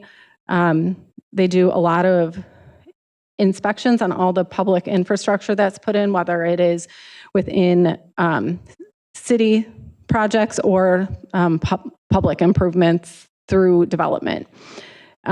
We also are working on the Safe Routes to School project, where that was the infamous Republic sidewalk, as well as the other two streets that are, I'm drawing a blank. One of them was Blaine. I'm just doing those connections there. And then we also replaced the sidewalk on the river path on the west side and worked on the Peace Bridge ramp. And there you can see we had over 1,200 inspections. And then the Environmental Commission and the Active Transportation Commission have a member of the engineering staff, and/or we've had Caroline, our management analyst, sit on those commissions. So they also attend those meetings and kind of coordinate efforts with those commissions to get that information to other people within the city. 7 miles of roadway and 800 squares of sidewalk replaced. Public properties and services. I guess I should give people names too. So Steve Allen was overseeing the electric last year, with Tim Grimm at engineering, and public properties is Scott Haynes. Scott was organizing and coordinating the office remodel projects. Both we had some here at City Hall as well as Public Works. Government Center roof replacement project that one of these days we'll be able to take off the ongoing project list. We're wrapping it up hopefully very soon. He was still overseeing forestry at this time as the city arborist, so he was helping with the transition. You could see how many trees were removed, how many trees we trimmed, and then with the 3 planting programs, we planted over 300 trees throughout the city. Again, he's overseeing all the facilities now, and unfortunately, the city never really had a great plan in place. All the buildings were new, and it just, nothing ever broke, right? So we didn't have to worry about that. So Scott kind of stepped into that role and has helped us work on any type of remediation, which the fire station has some, coordinating efforts when we're looking at the different facilities, updates and stuff like that, because he's learning all the systems and being able to share that with everybody.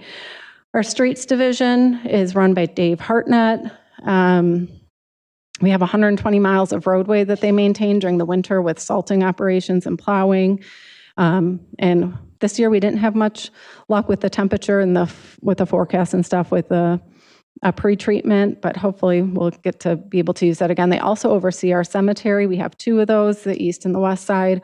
We had 43 graves purchased with 59 burials, and they attend those burials as well. And then earlier this year, I brought the agreement for the Park District quarry lot with the leaf storage, and you could see over 8,000 cubic yards of leaves that were collected this year and brought out. They also obviously work on the downtown area, so hopefully you guys were able to notice the flowers that were planted this past week, and all the planters and the hanging baskets and all the banners they put up, and lots of other behind the scenes things like clearing the storm drains and stuff like that you guys don't see, but are very happy that that work has occurred, especially when we had heavy rains like this morning. Wastewater is overseen by Zach Bones, and obviously Jerry has been here quite a few times going over things, and for those of you that were able to see the tour, you know that we were working hard to get this treatment plant updated over 2025, and this year kind of led to Zach being able to start focusing on other parts of the treatment and collection systems, which he works on the lift stations. Lift stations and the actual treatment plant falls under wastewater. Any of the collection lines falls under water and sewer, which is Jeremy/Mike. So you could see we had 875 million gallons of wastewater treated, and 40,000 pounds of phosphorus removed. And those are some of the semis that you saw that they have to haul some of that stuff out and take it off site. The water and sewer division, where you could see them in the hole working on water main breaks and installations. So they had some major projects. We replaced Bernadette Lane and North Van Nortwick, which was over 4,400 linear feet of new 12-inch water main, which helps the fire suppression system and make sure that the flows are adequate. All of that different stuff, sampling, not to mention that They tried for the best tasting water in King County, and they came up as a runner-up this year. And we received perfect fluoridation compliance from the Illinois Department of Public Health. Last year, we had 402 lead water service lines replaced, over 3,000 work orders, and over 6,000 utility locates, which a lot of those would also be all the other divisions as well. So just said it was going to be kind of brief, basic, just giving you a taste of what we do. And over the next few years, we hope we can improve. If there's anything you guys would like to see, like I said, we're working on our ViewWorks asset management that helps us tally different things. So if there's more data you guys would like to see, feel free to email myself and we can kind of get that into the works and put this into a report for next year. But you guys know a lot of these projects as we presented them to you to get the budget approved. So with that, I'm going to end it. I know we've had lots of presentations tonight, but I appreciate your time. And does anybody have any questions?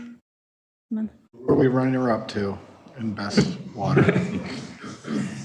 Oh, I knew at the time. I don't know if it was St. Charles. Oh. I'd have to verify. I don't want to put on record. Tri-City, we're throwing some investment in the water. No, I'm just kidding. But didn't we win state once? We go all the way to state with best tasting water. My wife's a water connoisseur. Yeah, that's Alan's water bottle. That's whenever that was from. Yeah, I don't know, it's fading out. I know mine has done that I as wanted to well. bring up too, the first one that's up there, that will be one of the first cities that's going to be lead-free in the state. And there's other cities very close to us that are asking for deferrals, whatever they can do to try to postpone it, because they don't know how they're going to do it or they don't know how they're going to fund it. So I think we're in a really good spot. And even if we did lose to St. Charles and Taste, they're looking for 500,000 gallons of water. That was in an article today, that they're looking at 500,000 gallon a day shortage right now, that they don't know when they're going to have wells to pump it. So, that's something I think we have to really think about into the future, is the water that we produce and how much more growth we can really handle on the water production side, or how we're going to have to change the way we allow people to use water. Alderman Wolf, we actually have in the budget for this year the next iteration of our water master plan. Thank you. Alderman Mullen? Yeah, I was going to ask, I read that headline. I didn't read the full article, but I read the headline too. I was going to ask about that as well, especially given sort of where water is on top of mind for a lot of different reasons. But I'll defer that for a second. Second, I'll say that pretty generally, thank you. This was a great read through. It gave me a good idea. And I'm always shocked at the breadth of work that our folks are doing. By a fluke of fate, I share a name very closely with Kevin Maloney, Chief. The email got to them about the men's locker room. Don't worry, it came to me this morning. I made sure it got over to Kevin. But I've had to correct myself a couple of times. Yes, I'm like, I need to make sure it says email that I got, but just the PPS. work that this one man alone is doing that I happened to get a glimpse into shows that really everybody's working very hard there. And then out in the community, I know the Van Nortwick, that was down the street from me. It was a big hole in the ground for a little while, but I appreciate the hard work you guys did on that. And then the Republic sidewalk on the other side of the block from me, I walk that nearly every other day. And it's really been a pleasant addition. So thank you for all that hard work. Alderman White?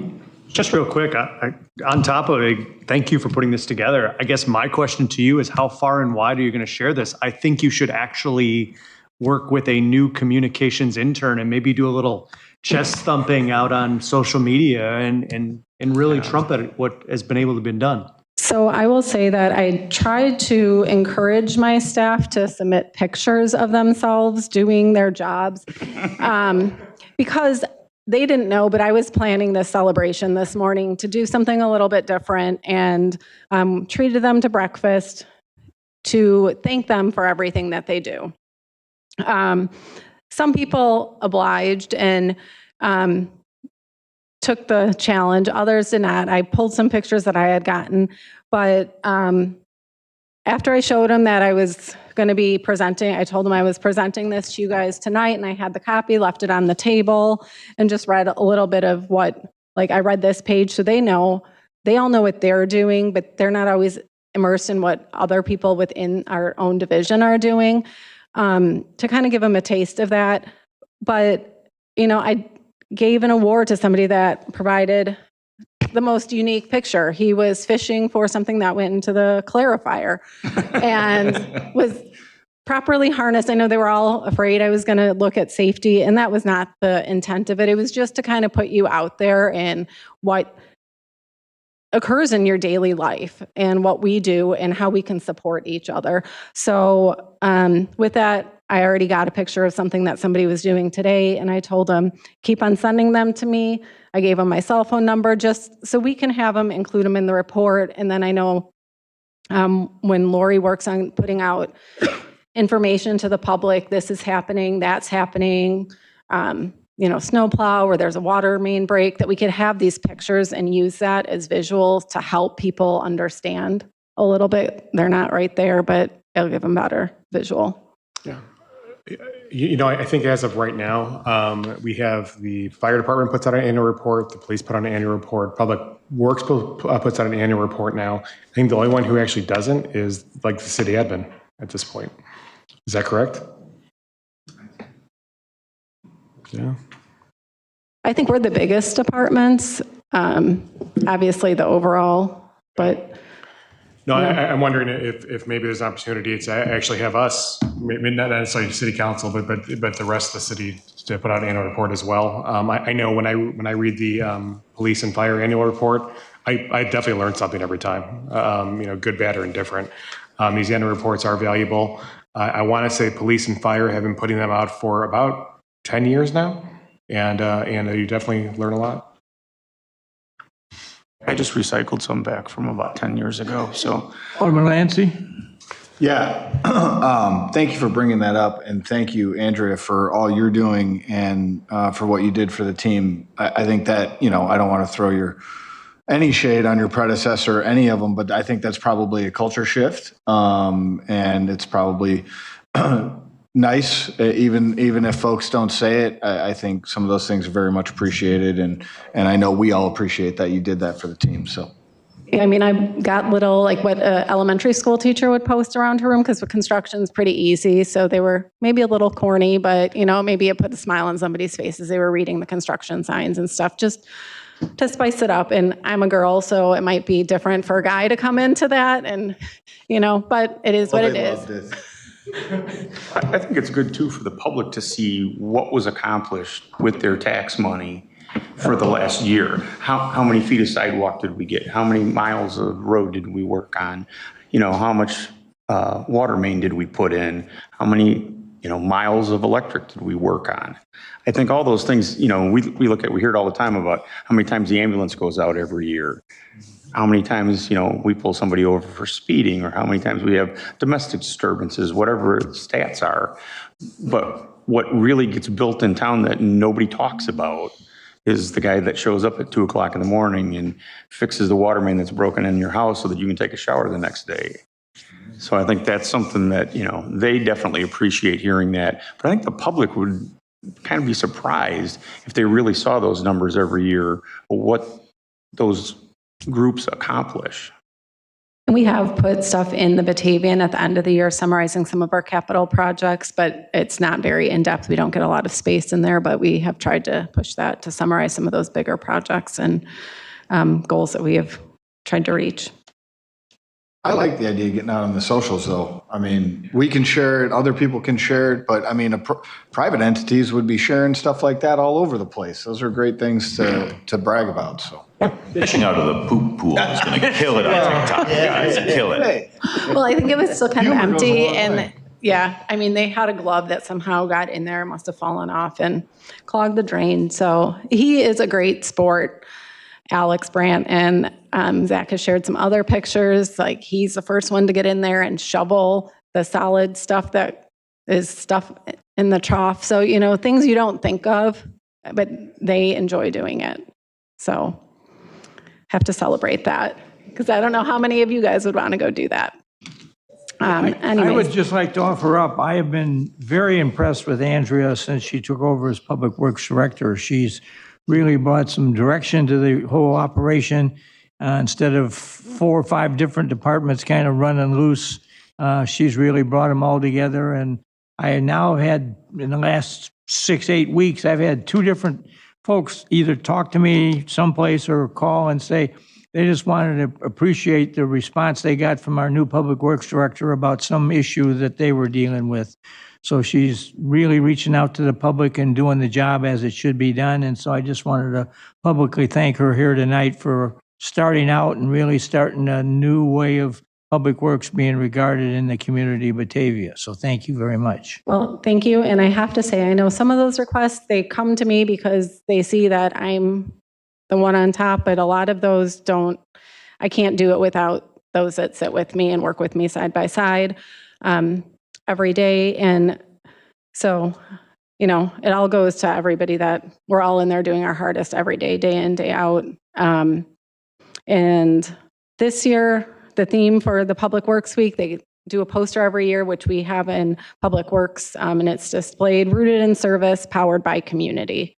So, you know, they come up with the different themes and stuff like that. That will be the topic for the conference later this year, and it talks about all those visible things that you guys had mentioned. You could see the overhead lines or the roadways and stuff like that, but all the stuff that's underground that nobody thinks of until something's gone wrong, or there's water shooting out of the ground, you know. So those are the heroes of the city. And this year we also did, which I realized I did not include in the report, or maybe we did it after the fall, but you will see all of the public works vehicles with first responder stickers, as well as the Julie Dig information. They want you to fill out Julie locates any residents, obviously the developers and stuff, but before you dig and you fill out your own ticket to give that information. And an initiative done by the Public Works is to recognize Public Works as first responders, and just putting that sticker out. A bunch of other communities are starting to do that as well. You know, they say the first ones to be at the scene are the last ones to leave, to make sure everything's put together, and people just don't realize that. And nothing against my counterparts that have always worn the name of first responder, but it's nice to get that recognition out there for the others that are out there helping in the same regards. So thank you guys very much. Thank you.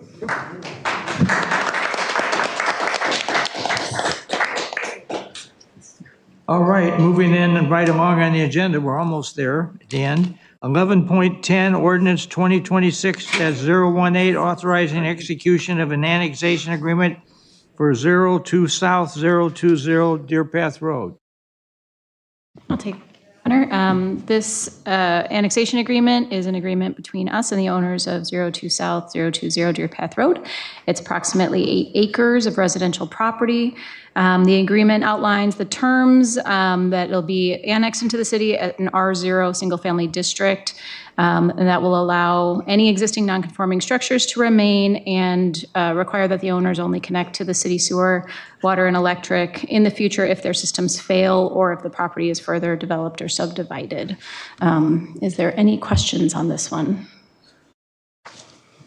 If not, I'll make a motion that we approve ordinance 2026-18, authorizing execution of an annexation agreement for 02 South 020 Deer Path Road. Second. A motion and second for the approval of ordinance 2026-018 for the annexation of 2 South 020 Deer Path Road. Any further discussion? Clerk, call the roll. Beck? Aye. Malay? Aye. Malone? Aye. Wolf? Aye. Solfa? Aye. Barron? Aye. Fehrenbach? Aye. Anderson? Aye. White? Aye. Baraza? Aye. Clancy? Aye. 11 yes, no, 3 absent. Okay.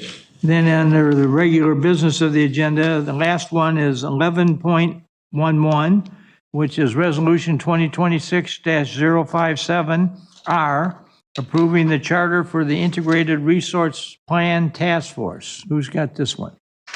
Going with that, Your Honor.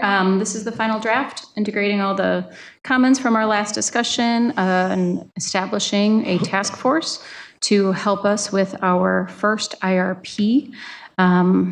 Did anybody have any questions or comments on this last one? Yeah. I sent you an email asking if this had been reviewed by the attorney, because I know that that was something that was mentioned very early on in the process, to make sure that everything was done. Yes, it was reviewed by Roman. He said he did not have any legal concerns. He had a couple clarifying pieces about the 2 weeks that the applications would be open. And I read it, and I'm sorry I wasn't here last week to bring it up. Seemed like good language to include on the website and other communications that we put out about soliciting applicants, but that was, and that the Park District was excluded from the major users, that they're also one of our top 50 users. So that was all. Thank you. Anything else? Want to make a motion then? Yes, I move we approve Resolution 2026-57-R, approving the charter for an integrated resource plan task force. Second. Motion and a second for the approval of ordinance resolution 2026-057-R. Any further discussion? Clerk, call the roll. Beck? Aye. Malay? Aye. Malone? Aye. Wolf? Aye. Solfa? Barron? Aye. Fehrenbach? Aye. Anderson? Aye. White? Aye. Baraza? Aye. Lancy? Aye. So it would be 11 yes, no, 3 absent. Motion's approved. Moving then to city council updates. Laura, do you have an administrator's report?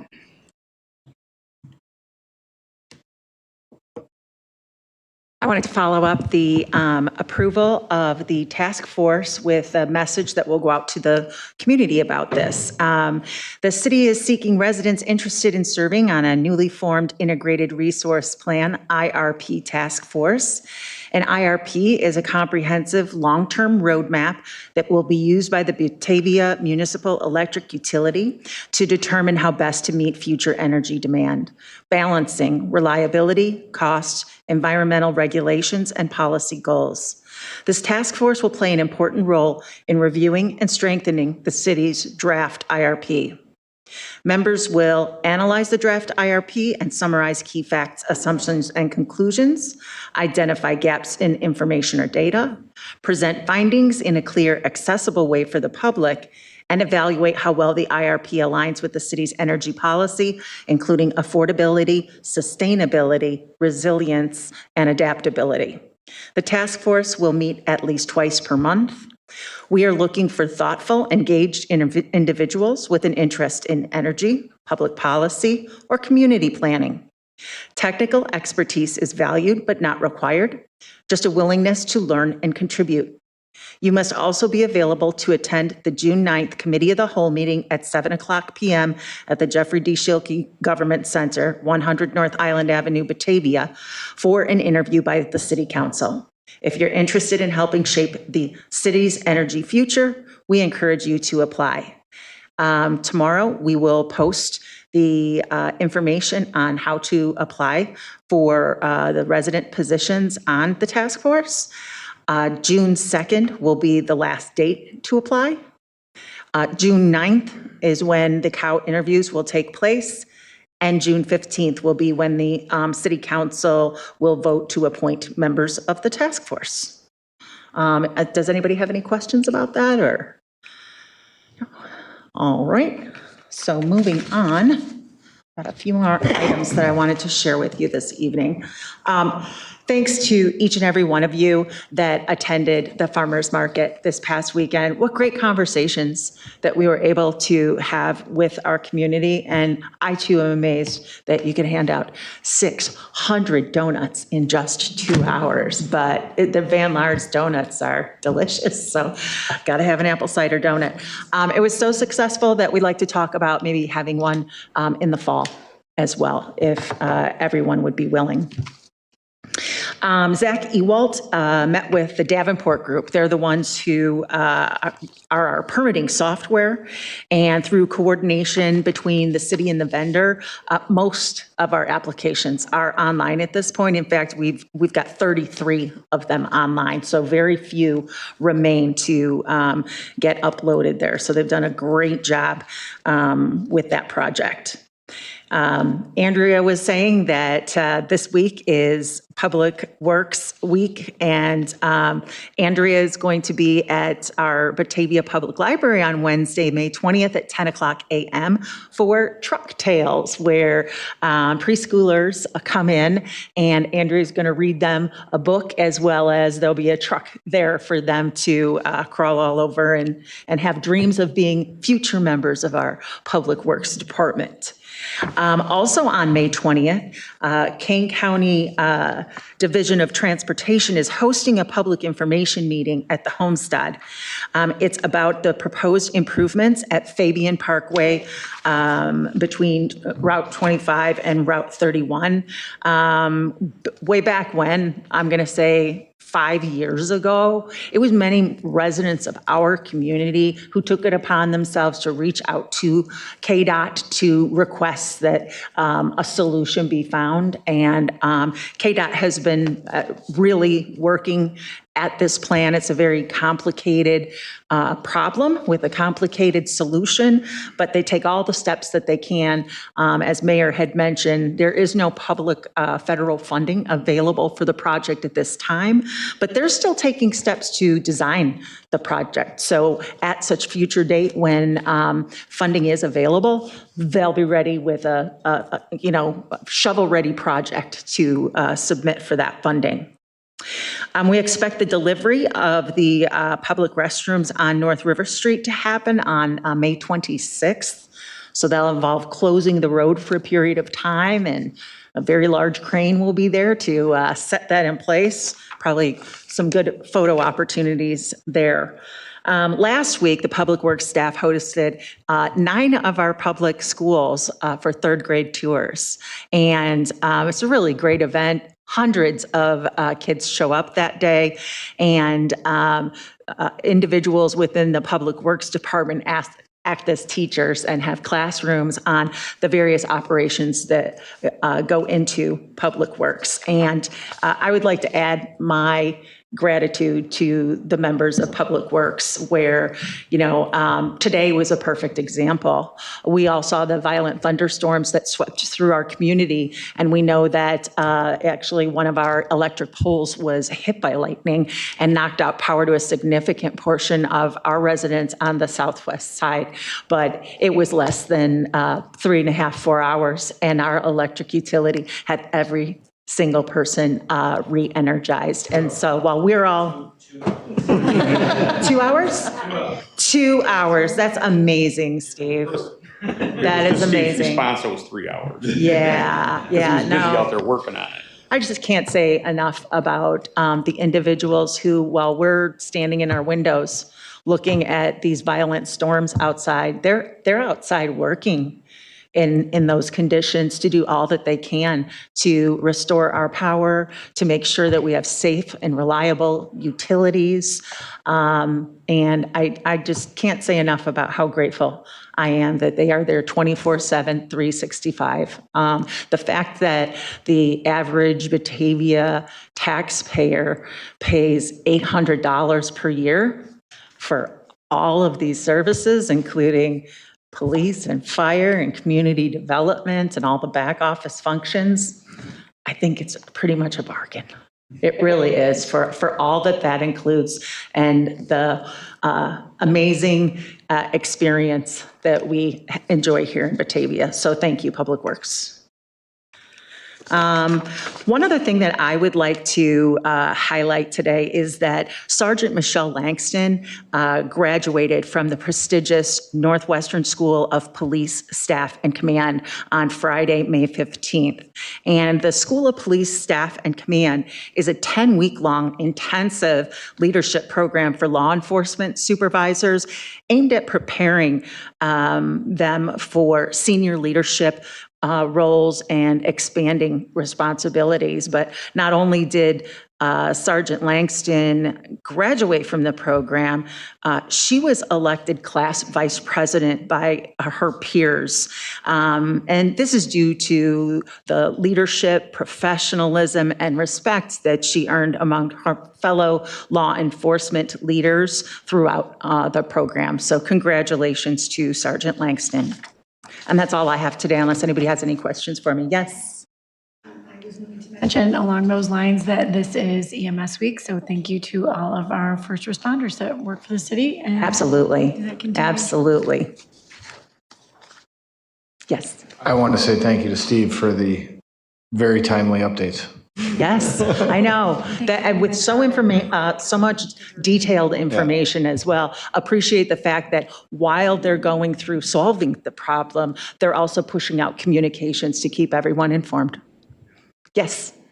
You know what, the Campana building. So it was mentioned in passing last week. I did just because of on my mind, did take another look at it. It's in rougher shape than I remember. It's now the Lampana building because part of the C has fallen off. And I was wondering, have we talked to the current owner? Because the current owner has done work with distressed properties. They have redeveloped them in the past. Just to ask if we've ever reached out to them, see what their plans are for the building.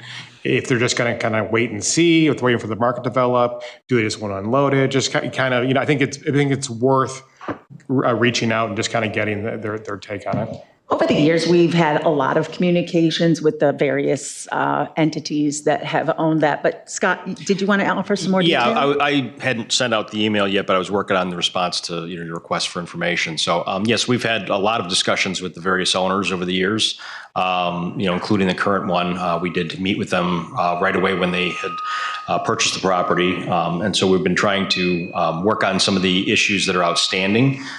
First, going to get feedback. But we've been trying to work with them to address several issues that, involve property maintenance and things like that. They've been trying to get tenants in there, and that's been their main focus right now is to try and get the tenants, and we finally have their tenant in there.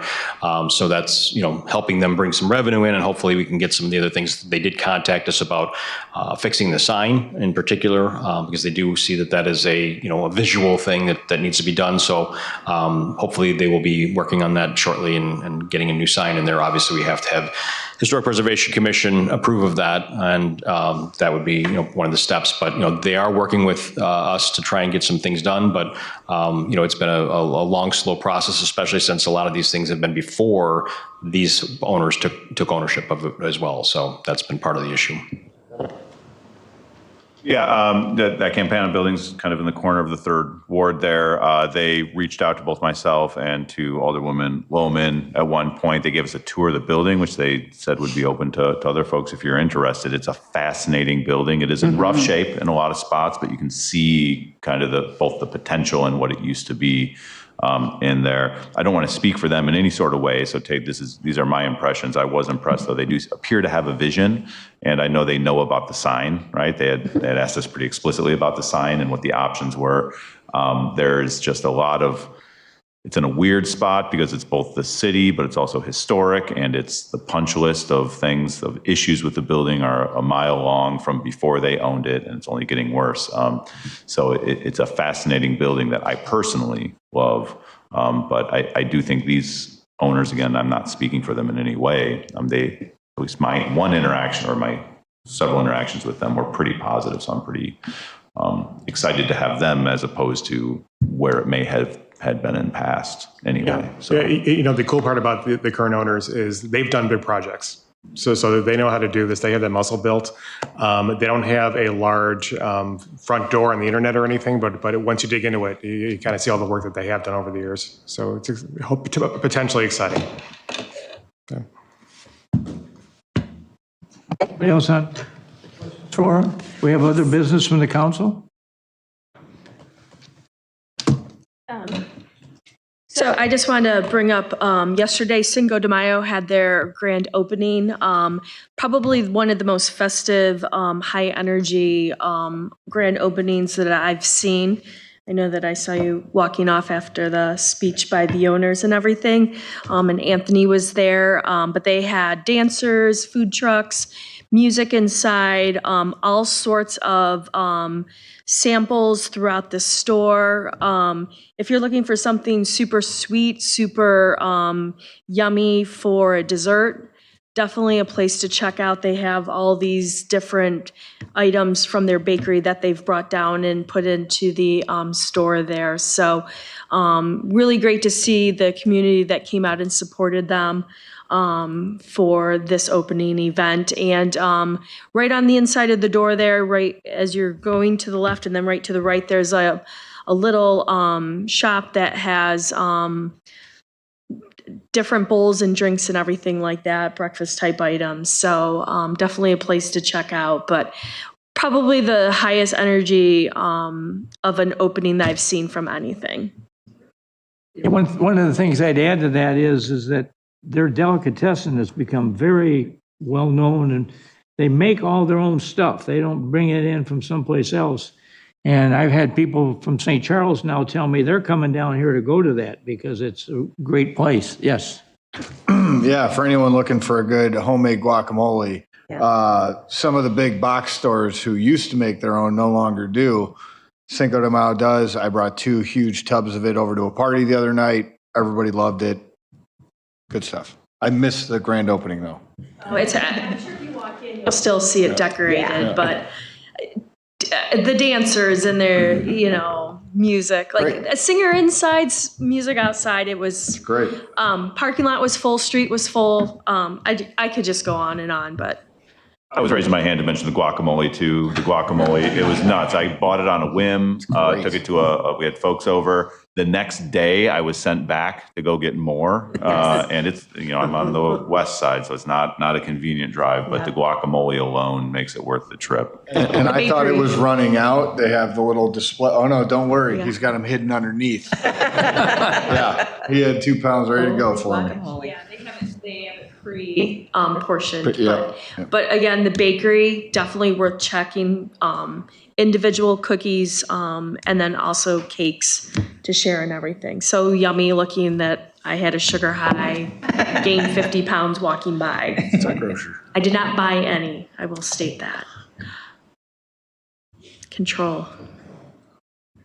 So under the final item, the mayor's report, I just have one item I just want to quickly share. A week ago tomorrow, I hosted in this room a meeting of the Chicago Metropolitan Agency for Planning in which they invited all the mayors from Kane County to come to Batavia and hear about us and learn about us and whatever have you. And then when that was over with, I had several other mayors from outside the region come by and say that they wanted to know I would be available to take them on a tour of Batavia to see various things they've heard about. One of them is, again, the Quarry swimming pool with how it's all been renovated and remodeled and whatever. But the CMAP staff from Chicago, who's based down at the old post office building and right south by the tollway down there at the entrance, the staff came out and shared that of all the cities, there are 284 cities in the 6-county area that surround. And they are of the opinion that Batavia may be one of the busiest as far as new homes and activities and stuff going on, and a target where many people are thinking about they want to move here. And they said, you got some amenities there. You got a good school system. You've got a good hospital situation now right north of you. And you've got, a good public safety situation set up where, the cops are on the street, they're visible, fire department, the ambulance, the whole bit. That's what all these folks are looking for.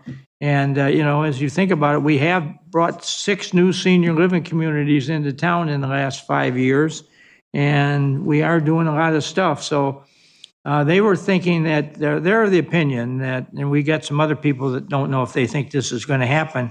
They're of the opinion that at 2030, when the next federal census is taken, I may have shared this with you already, they're thinking Batavia is going to be over 30,000 people. And that just the numbers that are popping up on the new construction out at the old furnace property out there, I believe there's 163 homes. And they told me the other day that, they've got contracts on over 50 of them right now, and those are rolling pretty quick. And we had the one out on Kirk Road, right off in front of Fermilab there. And that one, I believe, is 241 attached townhomes. every one of them is totally sold before they were ever closed. And out at the one out there on, by Storm School, they're saying they're getting 2 or 3 people a week easily coming in wanting to move into Batavia and live in that subdivision because of the amenities, the closeness to the big commercial area on Randall Road, the hospital, the, you know, availability of the tollway and everything else. So we're in the right place at the right time, and we're kind of one that a lot of other towns are looking at as kind of the example of what we should be in their town.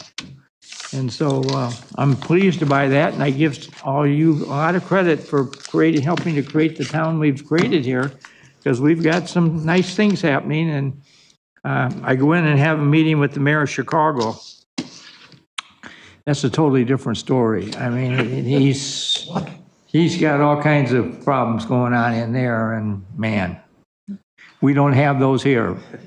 And you know, we started earlier talking about, you know, the diversity within the town, and that's a strong point for Batavia. We've got every race, religion, color, and creed, and they all live together, and everybody's working together, and we don't have any of this great fighting going on. And so What happens when you don't give aldermen budgets to work on and spend in their own ward? Aldermanic privilege, darn it. One sidebar, if you turn on the TV, you hear a lot about this, you know, we're going to build this new baseball stadium someplace. And, you know, Chicago wants to keep it down there, but I don't think they got any money. So the next runner-up is Arlington Heights. Football.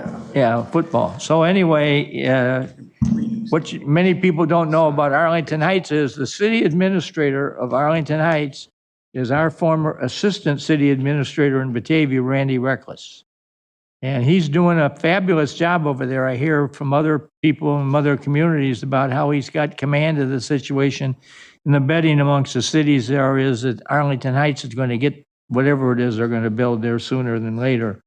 And so I joked with Reckless last time. I said, well, we were a good training ground for you. He says, yes, you were. So, you know, I'd like to remind you, you already have one building named after you. We don't need to have a stadium named after you also. all right, entertain a motion for adjournment. So moved. Second. All in favor? Aye.